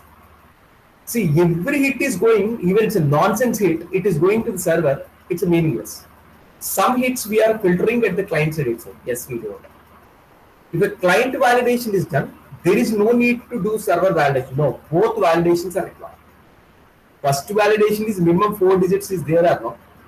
Second validation done at the server side, whether whatever PIN number is entered, is it correct to the particular account holder or not?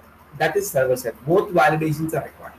It does not mean that client side is validation, server side no. Both validations are different. So, but in form validation, built-in form validation has the ability to validate most of the user data without relying on JavaScript. Just now I've shown you that HTML5 elements. Just now we have seen HTML5 elements, email, Yes. URL also one kind of input type. That will validate automatically HTTP, www, your web page, URL, complete format it will ask you. So some built-in like HTML5 will providing you. It adds on the to the work, but provides better experience. Why you are adding client side validation is for better performance. What do you call it? Experience of the user, properly validated. Everything is validated. Quickly it is validated. That's the advantage of it. So true about that client side validation and server side validation. Now both are included. Client side validation helps you to the reducing number of pixel server. Yes. Client side validation is more secure than server side. No. Both validations are independent. One is not providing. One is better. No. Both are definitely required. Client side validation is done on the browser using languages. Yes. JavaScript, HTML5. Yes. Server side validation is more responsive and quick execute comparatively. No. Server side validation is done by the Flask. Client side validation is done by the HTML. But does not mean that server side validation is more responsive. It's a better than client side validation. Not at all. See, this is one example. Just now we did email, and there is input type search is there. Telephone number format, there is a tel like that. So here they are directly asking which of the valid input type is the first one. Input type email.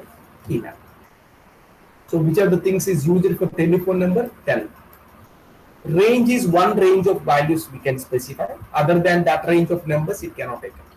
Similar number also there. You can input only numeric type data. Email already we have seen in the earlier input. Yeah, so this one. Can we use float in number? Or... No, float or no, it's a number. Number means it can accept both integers and as well as real numbers. I don't think integer is exclusive. It's not there. I don't know. But decimals we can... Yeah. You can input it.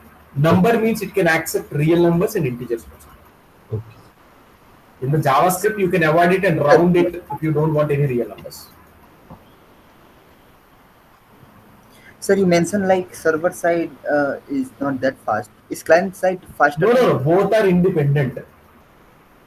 We don't say that one is better than other. Both are required. Clear? Both are required. We don't say that client side is high performance, server side is low performance, or server side is no. Both are independent. Both validations are required for any application. So one doesn't over. One is powerful. One is no. Everything is same. So from the faster perspective, client side is faster. No. Are you talking about validation? Yes, sir. Validation means both validations are required. See, some validations you cannot avoid server side. Some validations you cannot avoid the client side. Yeah. From the performance perspective, No. See. Here, forget about performance. Performance is there a lot of factors are there. Here, the validation means whether my input is the right format or not. Clear? Yes. Whether my input is genuine or not. Correct? Yes. So, right format is verified by the client. The genuinity of the input data is verified by the server. Both are required. Yes. Clear? Yeah. So, yeah, CAPTCHA. So, everybody knows about CAPTCHA. To avoid that machine auto-generated requests. Somebody, even they are talking about IRCTC example, even the professor Nitin has given very good example. Like IRCTC, what they'll do is some automated code they'll use it. Using it, they want to book a lot of tickets. To avoid it, we are using CAPTCHA. But CAPTCHA full form is everything it looks like though, but this, I think this year test is there. Turing to test computer and human apart. So here they are using TEL to test actually. That's the thing, first option is wrong. With the help of CAPTCHA, we can easily differentiate human and real problems. Yeah, because even you are registering for a website, they want to ask you that a random image generated, what is the CAPTCHA value for that? You try to input that right value because every time random CAPTCHA is generated. So ticketing systems like railway ticket of Tatkal, which limits that fraud and writing from scripts and auto purchasing of large number of tickets can be avoided by the CAPTCHA. That's one thing. Every time you are doing seat reservation, they'll ask you a random CAPTCHA. That CAPTCHA will be we are manually entering. Some CAPTCHA types are more difficult to understand for some users, and sometimes it leads to the definitely frustration because we don't understand it. We try to again request new captcha, so maybe you will frustrate. So that captcha what you are generating, it should be human readable also. Should not be create any kind of confusion. Yeah. Oh, this is one interesting example. Sandboxing actually. See, the sandboxing is very simple. Whether you are able to access the secure data of your local file system or not. The file system means your files are there. Maybe uh, you are trying to see one web page. See, for example, you are looking this web page. This web page is IITM SEEK portal. Is it right? The SEEK portal is IITM, no? Yes. This, is it able to open any of the local file which is there in your local drive? No. Clear? Yes. Because even not only this, any HTTPS web browser, which is HTTPS secured web browser, it cannot open any local kind of files which are local data which you have until you file upload or something you do it. So that can be done through the sandboxing environment. What the environment is called as sandboxing. The sandboxing is what you call some kind of technology where it doesn't allow the JavaScript to enter into any of the secured area of your local drive. That's what they are talking about. True about sandboxing context of JavaScript. A sandboxing environment is a secured area that the JavaScript engine has to access. Only it will access that front-end browser, all the stuff. It cannot access any of your local drive. See, sandboxing cannot access any local storage file outside of it, anything. Like other than this web page, you cannot access any of the local things. Yeah. Sir, is this, can we understand it like a test or a development environment? No, it's not development environment. What I want to tell you is any web page you are looking, clear? You are just simply your like google.com you are opening. Clear? Okay. So they'll write some kind of background JavaScript. Is it right? Yes. So that JavaScript, is it able to open any file on your local machine? In your C drive or D drive or F drive? No. No. That particular environment is provided by the JavaScript. The JavaScript will use that secured engine only. It can access anything on the server side, but it cannot access any kind of secured area of your local drive. Okay. Yeah. Okay. So any C drive, F drive, what files, what text files you have, what database files. Maybe you have some passwords you are saving in a text file. That file cannot be opened because it's a JavaScript. But other scripting earlier, some scripts are there. They are dangerous scripts. They are able to open locally. Even nowadays, you are getting a popular thing. I think Ruby. That is one best script also, where it is also using secured area where it doesn't touch other parts of your local machine. Yeah, somebody wants to ask something. So every web page written in JavaScript scripting language is sandbox. And when we are trying to open a file or download a file, in that case, immediately sandbox environment will restrict that. Your script is unauthorized to open this. But if it is required, then it is file uploading element type file is there. No, there is input element type file. Then it sandbox allows because HTML have input type file. Is it right? Right. File. So in this case, no problem. Through that you are trying to upload. Here, see, just you are clicking on it, then the sandbox is allowed. Any file you want to send. Here. Right. Yes. Whenever we are trying to download an executable file, then also download is okay. Download is no problem. Download is okay, no problem.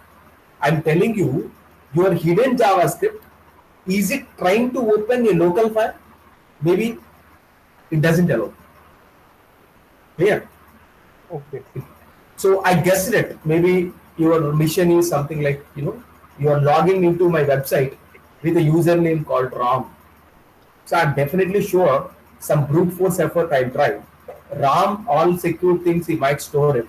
ram underscore pwd text file. He tries to open it up. Clear? Okay. So that kind of script it doesn't allow. That's the thing. The sandbox environment will restrict clearly. Okay. Yeah. So if I write a code to access my file on C drive, it will not allow. But Exactly. That when environment user, doesn't allow. but when user input is given, Then no then it problem. will. The user input also, it has to be done it through file input element only. Right. Okay. You have to upload it through a genuine kind of front end. Yeah, this is one direct website given, which is a fully static. Already said fully static. How do you know that? As there is extension is there .html. So please look at here. It's a fully static web page where the content is directly loaded through HTML content. So that's the thing we can call it as fully static. But dynamic web pages, what happens? That the URL is generated. See that in the random order they are generating assignment ID and the term namespace, course ID, 161 maybe. My user ID is 161 maybe. The type of that one is assignment. Tab number to be opened, which unit ID you are opening, which is 153. All this is dynamically generated, but this is a static one. Directly we are requesting one HTML by the client, so that by understanding, by seeing of this URL, you can say, oh, this is a static HTML. Simply fully static, and say that, not static, fully static, complete HTML file is this. Yeah. So this is about simple kind of overview. So is it clear? So what is this WordPress site and Drupal base? See, WordPress site is you can quickly design some front-end websites. I don't know about Drupal, but I'm sure that WordPress is quickly you can create GUI application by drag and drop and save it as HTML. Okay. See, even just you can check out WordPress website. You can see that WordPress. Build your sites dynamically.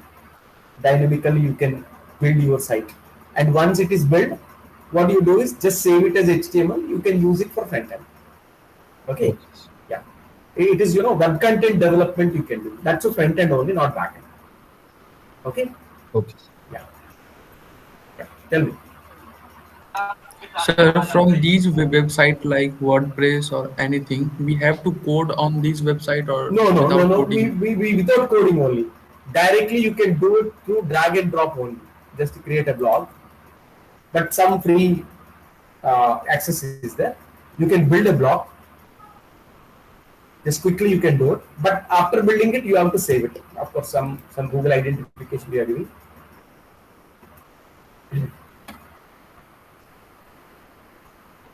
Quickly you can create the web page, but after creating you must save it with HTML extension. That one maybe it is not allowing me here. I don't know why it's the other one.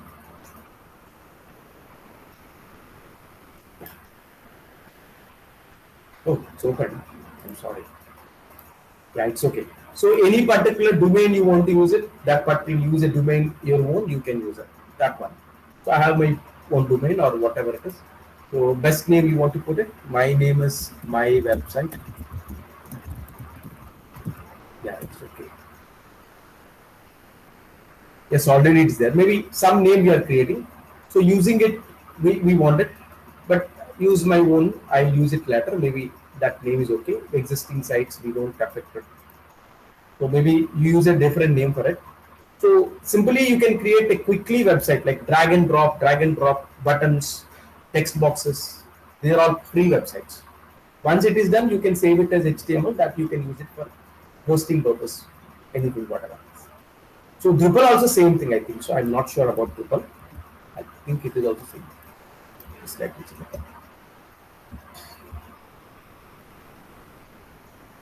Yeah, it is also open source platform. It is dedicated for what? I think so. It is also same. Yes.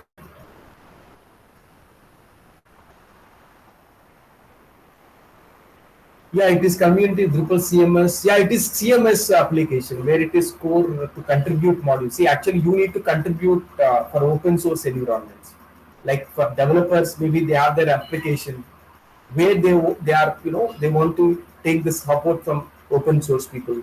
Like anybody wants to communicate, sorry, contribute, they can contribute for the coding contribution, programming contribution. So, but this website is fully static because just by HTML extension with file name directly you are starting. Okay. Yeah. So this is about introduction as well as. Now the next one is I want to go for the screencast thing, which is indexing and full text search. Just quickly, I'm going to my this. Yeah. So please look at here. From here, I'm starting it is. Yeah, here it is. Indexing. Right? Yeah, indexing. So hopefully, is my screen visible? Hello. Yes, sir. Yes, sir. So hopefully, databases. The database, it contains a table with collection of rows and columns. Am I right? So whenever you write a database query, if you are writing a query other than the primary key columns, then what happens, entire table is scanned. Entire table columns are scanned. For example, indexing you are using, your particular table response is very quickly you can get it. If it is a primary key, the primary key is having default index. So indexing means what, definitely unique keys are there. Every element is quickly identified. Hopefully, primary keys, no? Is it right? Is it right? Hello? Hello? Yes, sir. Yes. So primary keys are having a, yeah, hello, yeah, tell me. Is somebody wants something? Hello? No, sir. Continue, please. Yeah. So here the primary keys are having default. So let me create a simple database. I want to create a simple database. Maybe, this is a database browser. I'm creating a new database. Maybe I'm creating my database name is in the F drive. I'm creating in April, September 24. My database name is something like mydb.sqlite. So I can put my own extension, whatever I want. So this database is there. I want to create a table. Maybe I want to create a table called employee, which it contains that the fields and all. The first field I'm creating is employee ID, which is integer type data. Primary key I'm creating. So I'm creating one more field, the name of the employee, maybe some string type data or text type data. So one more I'm creating is something like basic salary. Maybe it's a numeric type data. So that's all done. I don't want to put it more data and make it more complex. So this table is created. So in this table, you might have some data here. I want to browse some data here. So I want to put my new data. The first one is employee name. It's a Ram, something like 4,500. And I'm putting one more right here. So I want to put something like 7,800. And John. Sorry. This is auto incremented because the primary key. I will worry about this. John. So it is 6,800. So this data is already there. What I'll do is, let me save all this. What I'll do is I'll write some queries. So here you already know this employee ID is a primary key, but rest of the things is not the primary keys, like name and basic. They are not primary keys. So what I do is I want to check it. Oh, sorry. Yeah. So I want to check it. What query plan it is using, whether it is using indexing or whether it is not using whole table scanning it is doing. If you set it by any non-indexed column, it will do whole table scanning. Whole table scanning means entire table scanning. It requires that a lot of time so that the performance issues are raised. Like if you have 2 or 3 records is not a problem. If 1 lakh records are there, searching for a name which is not indexed, it takes more time. So what I'll do is, just I want to just copy this command, but it does not mean the same command. I will change based on it. See, I'm just copying this command. I'm just selecting all from employee where the name it is like it contains that RA. So whatever the names are there, the names which are containing the true characters of RA, that names we are trying to pick up it.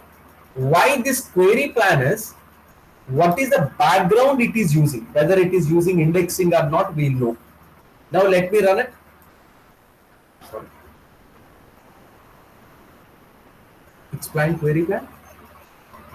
Oh, what happened? Oh, sorry. Quotation, I did not close it. I'm sorry. Yeah, I think here it has to be closed. Yeah, single quotes is closed. Yeah. So please look at here. You got a result. It is scanning the entire table. Did you get it? It is scanning the entire table. Hello? Hello? Yes. Because you are searching based on a non-indexed column. For example, I'm searching based on indexed column. So what I'm searching is where ID is greater than or equal to 2. So here ID is already primary key. Primary key has a default indexing. You not do indexing now. Just to check it out. See what happened? The searching is based on the primary key. So when you do the search by primary key, which is indexed column, the performance is very good comparatively non-indexed column. So that is talking about indexing. The default indexing is there on primary keys. We don't worry about it. So query on primary keys is the default indexing, it will use it. But other columns when you are searching, it will do full-time scan, full table scan. Hopefully you know like a PDSA course. Do you know PDSA course? Yes. Somebody know? Yeah. Good. Yes. So in that case of PDSA, you might have the performance of algorithms. If it is sorted data is there, the searching complexity is log n. Is it clear? Because it's a binary search or something like they are using. Clear? Yes. If Yes. it is not a indexed one, it has to do the sequential searching, so that full scanning it has to do. So that's the thing we are using, creating the index. See, I created a table, but I want to create an indexing on a particular column. Like I want to create an indexing on name also. How can I do that? Is this way: create index name on which table you are creating and which column. See, I am doing this same query. Copy it here. Now I am creating indexing name as IDX name. The name of the index is IDX EMP name. So what is my table name? Table name is already I have employee, which is existing table. Which column you are using? The column name is name. So now you see this, once you run it, there is index is created. The index name is what? Index EMP name. Now let you check it. So query is executed. Please go for database, sorry, your database. So can you see this new index is created? This Yes. way. Now that indexing is created on the name also. Now you try it. Whatever that earlier statement is there, this one. We want to search it by name also. Just copy this. Just quickly to do that, I'm copying. You might type it manually. So what I'll do is selecting all. I don't want to select exclusively the ID or something.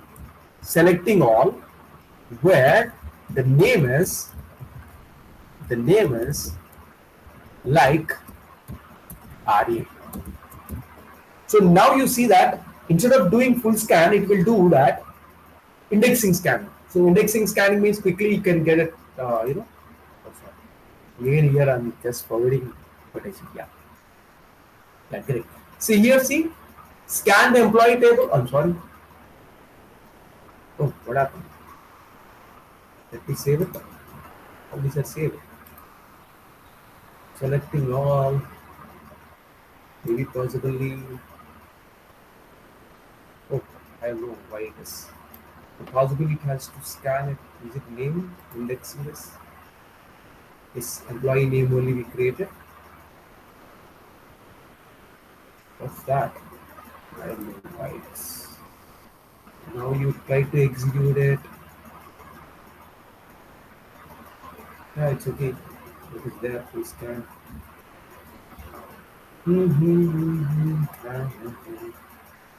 Indexing is created. Yes. Indexing is created. By default, it's ascending order only. The indexing is created.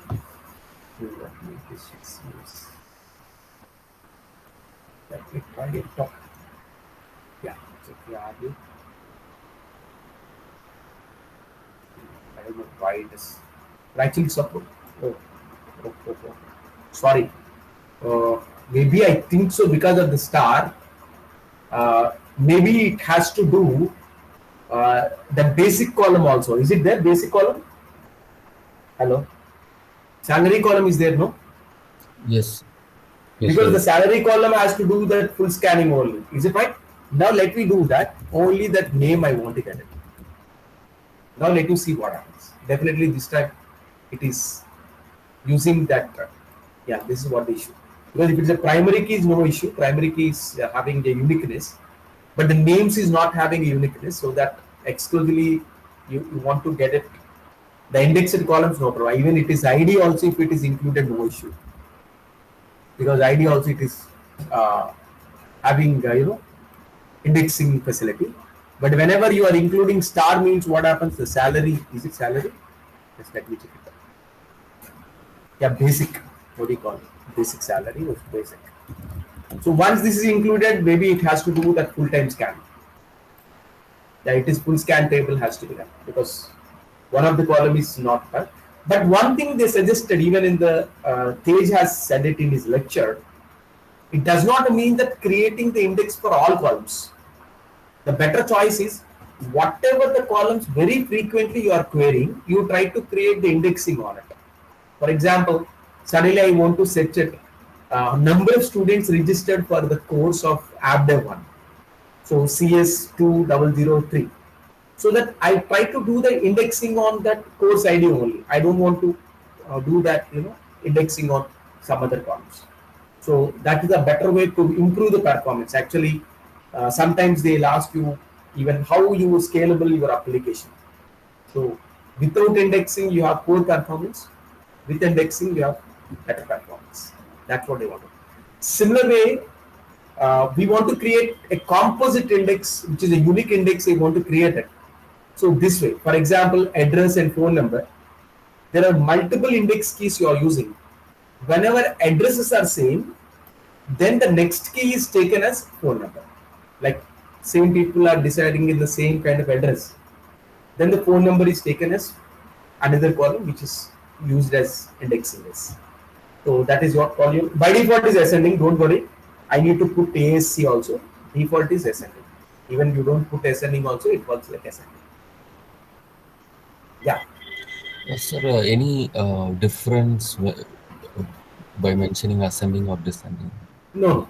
That's nothing. Only the order of it. That's Okay. only the order. Yeah. Yeah. Somebody wants to ask something. Sir, can you please go back to that SQLite page? Yes.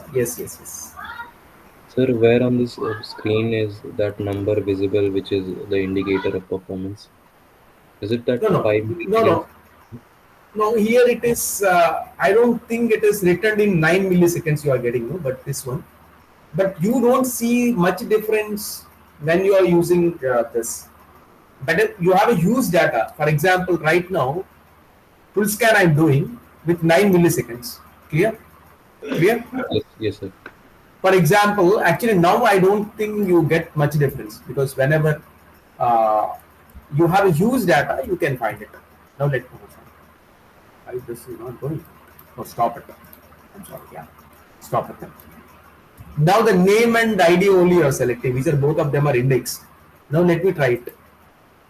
Maybe I don't know why it is 21 microsecond. Actually, you have like huge data where you can differentiate the performance issue is improved.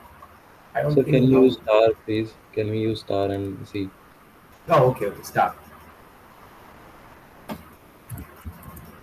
Yeah, it's okay. It is 32 because all columns. Maybe I use a unique index. Maybe at that time it is unique index is definitely ID, where ID is greater than or equal to 2, where I'm using star only. Maybe unique identity because ID is definitely unique. Primary key, no? Yes, It yes. is 16. It is 16 it's taking. I don't think it is 9. Earlier it was where it is name, like, which is RA percentage. Yes. See, there are various factors actually. Sometimes you get 9, sometimes you get it even two. See, actually you can find this particular difference and scalability if you only huge data, like you have 10,000 records. Even you can see previous say time complexity, they set it with huge data only. Is it right? Yes, sir. Yes, sir. That's So the when thing. we have a huge number of rows, then we Huge number of data because they'll ask you these questions. See, one more thing I'm telling you, this particular indexing and FTS questions, you don't get it for term and quiz. That's I'm sure. Clear? so sir, we will not get any questions from this part. Any questions from these screencast? That is only for knowing how to improve the performance. That's it. Okay. Yeah. Okay, sir, thank you. Even you can check it your PYQs, previous year questions. Yeah, this is one direct one. How to understand this SQLite about indexing and all. So that it is one more. While you are creating database model, even in the Flask code, you can write a column with the index is true. Like you are creating the tables not only from the SQLite browser, you might write it a Python class you are writing. So using it also you can create this indexing by using indexes. Then that column is automatically becomes the indexable. That is about indexing. This is a direct documentation. Yeah, here it is one more. So full text. This is also not coming for a full text set. Also not coming for your end term purpose. Only for knowing of your concepts. See, this is one more setching functionality is given, like your SQLite or your any database, not only SQLite, Postgres or anything. It will provide you the full text set functionality. What is the full text set functionality is? The text which you are setching, the setching functionality is performance. You will find that high performance like your Google search engine. For that, they are trying to use one particular mechanism called virtual table. The virtual table creating, you see, even you can check it your documentation. Just open the documentation for that. Yeah, it is the functionality how the full text is.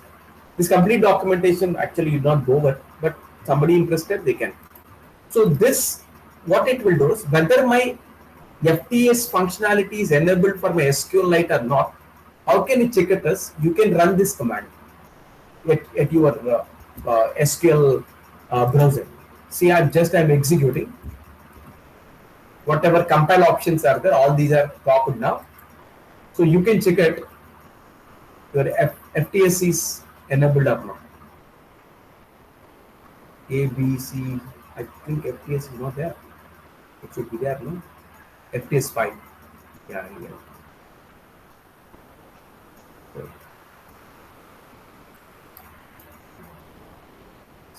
Yes. So there is a, yeah, it is enabled. FTS 5 is there. This particular extension is enabled. So once it is enabled, so to know that, you can use Python code also. Somebody wants to check it through Python code also, they can check it. Like importing SQLite tree, the memory connection, you can open it. The cursor, all pragma options means this, whatever the list you are getting, this list you will get it using Python code. Somebody likes to write, they can write Python code and they can test it also. Like even instead of this, I make it as a comment. Somebody likes to do that. This I can run it. Sorry, here double quotation is wrong pattern. Sorry. So I'm giving like this. Through Python code also, this is enabled or not, you can check it. I think this code is given even your uh, page lecture. You can see that. So now let me run it. See here also you can see that whether that all configuration parameters is done or not. Just give me 1 second. Just I'll get back.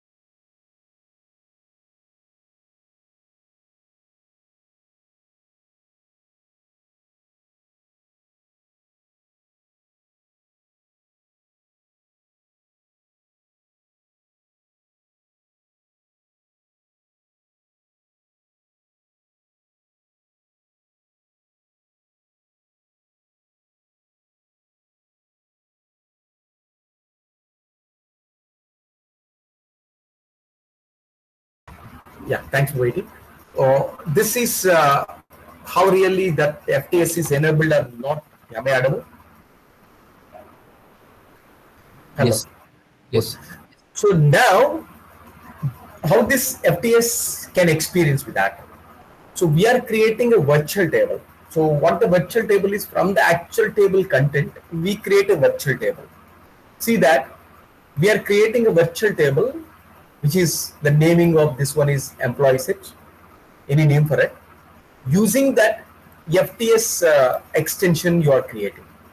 So what are the columns it contains is address, phone number, and the name. The contents all are linked to the real table called employee. So what employee ID? And the content row ID is definitely the primary key which is there in that particular table. And here you can see that there is a tokenizer they are using. You can see that it is a Porter ASCII.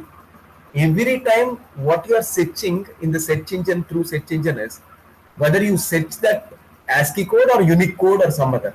You can see that different tokenizers also. If you could see the documentation, there are unique code kind of thing. Yeah, I'm opening this. There are different tokenizers are there. See, let me check it. There are different tokenizers. Wait, there is a tokenizers. Let's do that. Search. Yeah, tokens. Token. So different tokenizers are there. Here it is. There is a different kind of tokenizers. So this particular one is called tokenize. So you can check at this tokenize. So this tokenize has different things, like yeah, here it is extension. Default it is ASCII is there. Yeah, there is a one thing called Unicode. So Unicode, what happens, other than alphabets and numbers, you can give it any kind of universal characters. So different kind of tokenizers are there. What kind of tokenizer you are using? By default, always we use it alphabets and numbers setching only. So this virtual table, it is linked to the actual table. The search functionality is high performance, just like your Google search engine, any kind of searching of data it is. And the next one is, sometimes you need to sync with the actual table, and we are creating the virtual table, because the virtual table means definitely it should contain the similar data whatever there in the actual data. So what I do is, I'm trying to create triggers. Possibly the name itself it is telling trigger, like our a gun trigger is there. As and when you press it, the bullet is fired. Similar way, the database triggers you are creating. Possibly in DBMS concept, but in the professor lecture he has given the about triggers also. As and when you insert the data, after you insert the data, this trigger is executed. After you insert the data, immediately it is executed on the employee table. There is a table, virtual table, it is created, that is employee AI. Employee AI is another table which is after insert it is created. Whatever data you inserted, immediately a copy is created in the another table, that is called virtual table. Similar way, whenever you delete a particular row, this is one example, like you have registered, like 15,000 students are registered initially for the AppDev1 course. Before 4 weeks, there is a dropping of the course facility is given. Is it right? Like withdraw the course. Is it right? Is it right? Yes. So who have been like out of 15,000, maybe 4,000 students, they dropped this course. Maybe they might have some kind of important issues. They may not attend for it.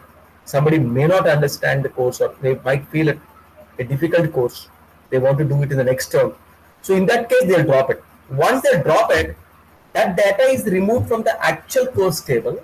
That will be stored into that another virtual table. How can it is stored is through this trigger, trigger number 2, after delete. As and when actual table data is deleted, the data is inserted into virtual table.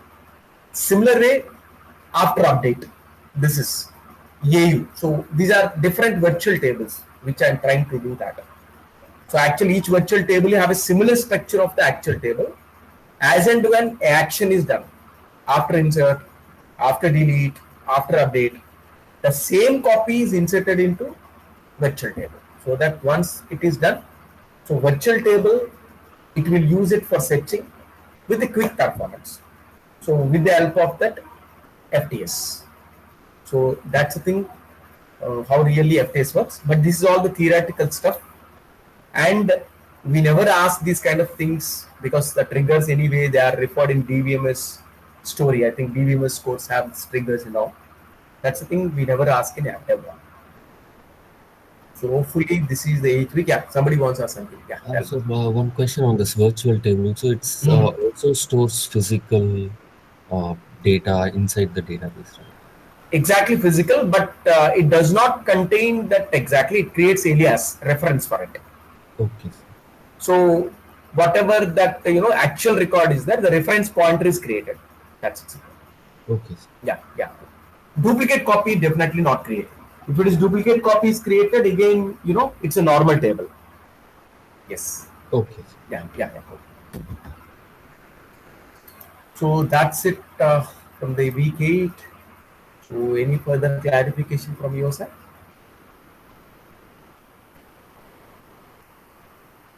Yeah. Hopefully I covered everything.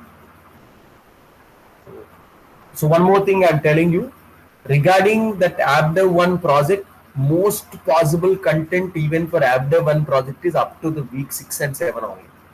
Week 8 onwards, there are theoretical concepts are there, most of them. They are all belongs to your quiz and end term only. So really, you are trying to register for that AppDev1 project for the next term. My request is please go through the thorough sessions of week 1 to 7. Yeah. So somebody pasted something in chat box. Wait. Hello. Others, it is. How would you enforce foreign key violations in SQLite? By default, it checks that primary key violations only. Who said it is? Adarsh, are you there? Hello. If Adarsh is there, you can speak. Otherwise, I can answer to him. Yeah.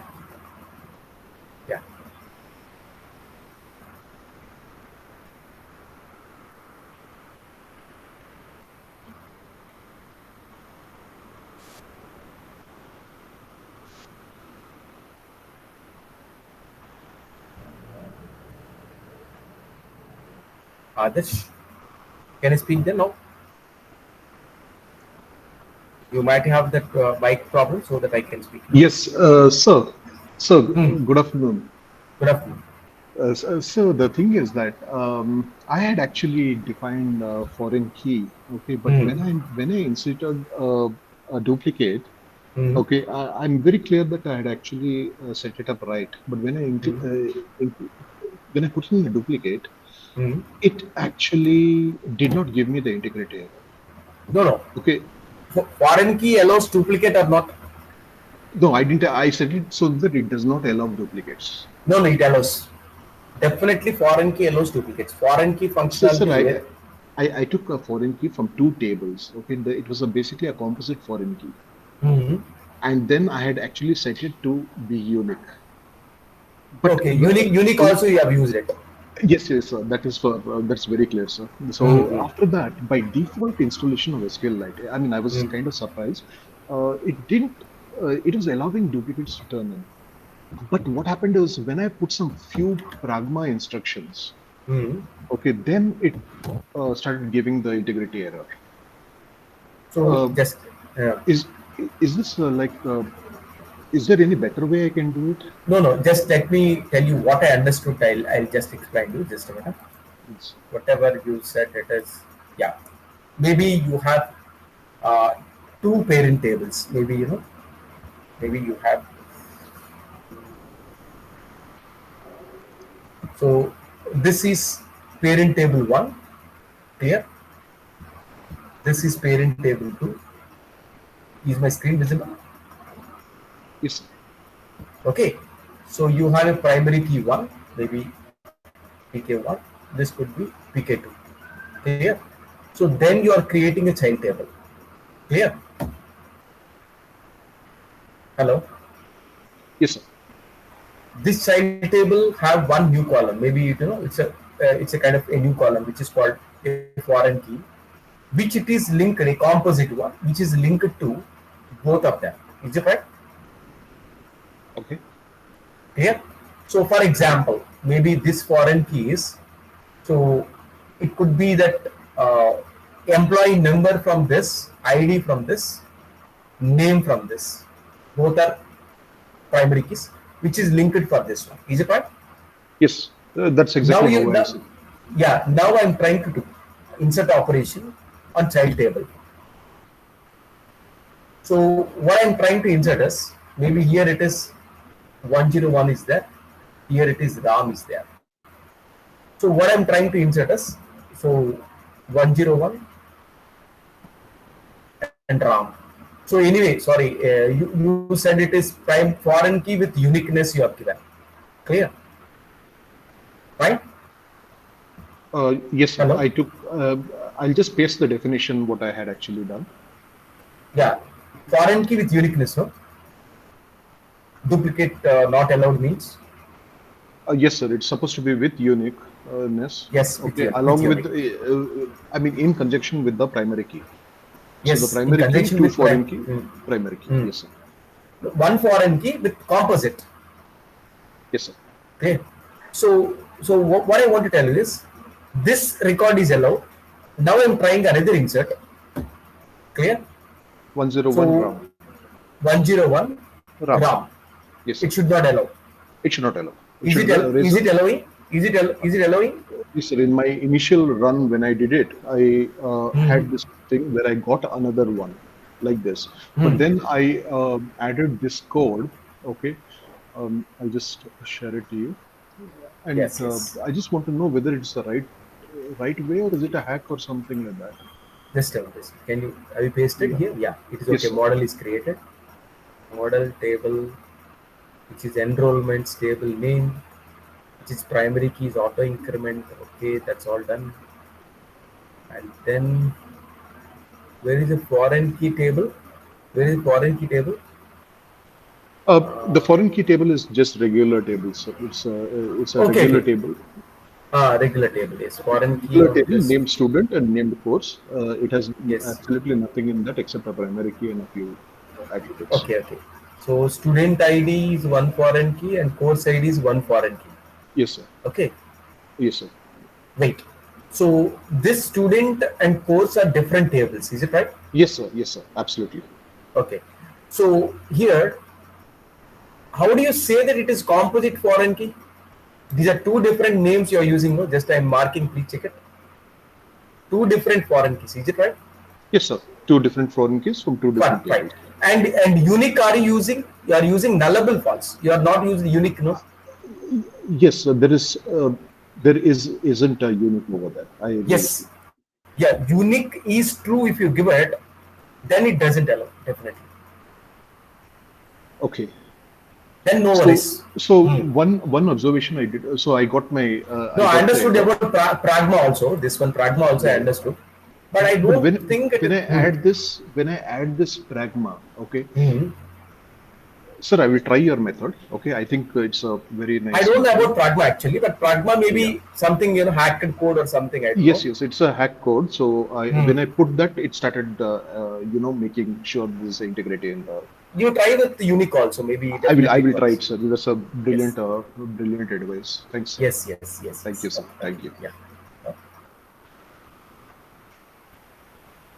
I think that is okay. Can we close the session then? Sir, I was facing one doubt, like error while running one code. What is that? It was like Can you paste it? Any class code or anything? Is it class code?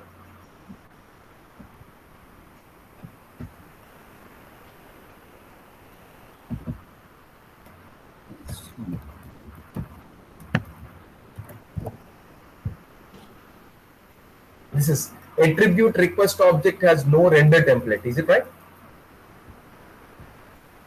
Hello, Radhika. yes, sir. So request, see, that's what the thing. Actually, even I was mistaken while I'm coding actually. So request dot render template is not there. Only just return render template. See the seventh line. Even I was mistaken. Request dot render template. Please use return render template. Okay. So, And okay. shall I share the screen once? Hello. Yeah, shall I share the screen once? Yeah, you can share it. No problem. You can share it.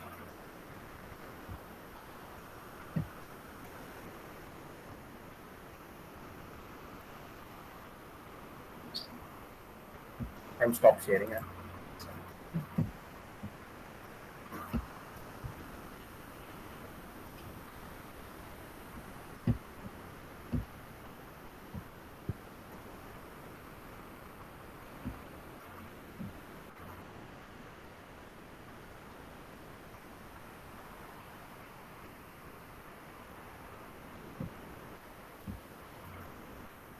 Is it visible, sir? Yeah, it's visible. Just a minute. If everything looks good, uh, you're getting the, so just you click on that hide. There is a hide button. I want to see there. Yes. So again, just stop the server and run it again. Once again, I want to see that.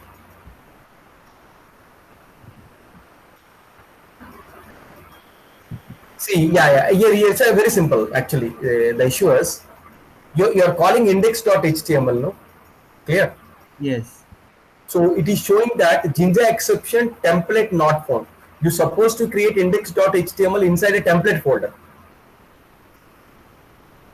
Because render template automatically it will hit that template folder is existed or not. Clear? So that there is no template folder. It is trying to search it. Where is my template folder to render? First it will search template folder, then it will search for index.html. You create a folder called templates, sorry, create it. Stop the server. Folder, please. Next button is there, no? Beside, yeah, here it. Beside, next button, sorry, not that. Yes. There you create, yes, click on it. The name of that one is templates. By default, Flask will always tries to render from templates folder only. Yes, enter.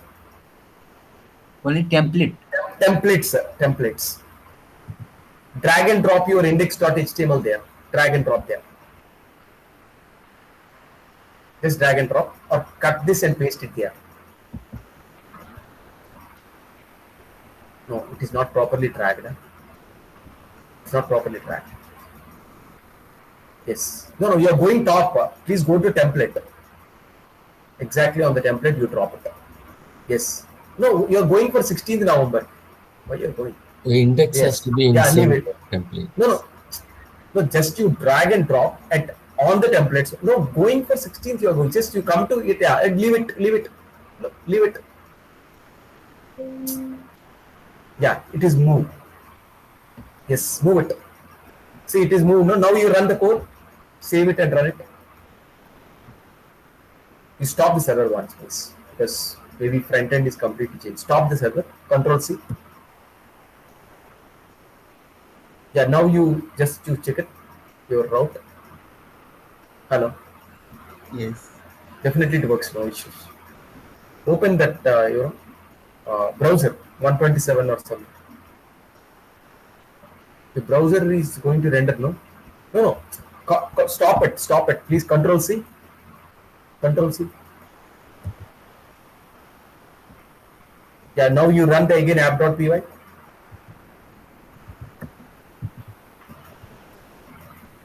Yes.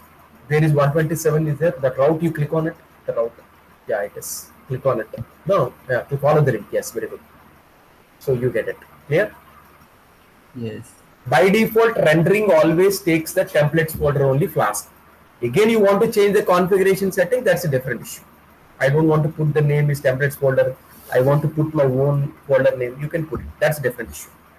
Like first, like it first searches for the template. Yes, default it searches for templates only. From where from like here in the code server we can get that it searches for the template.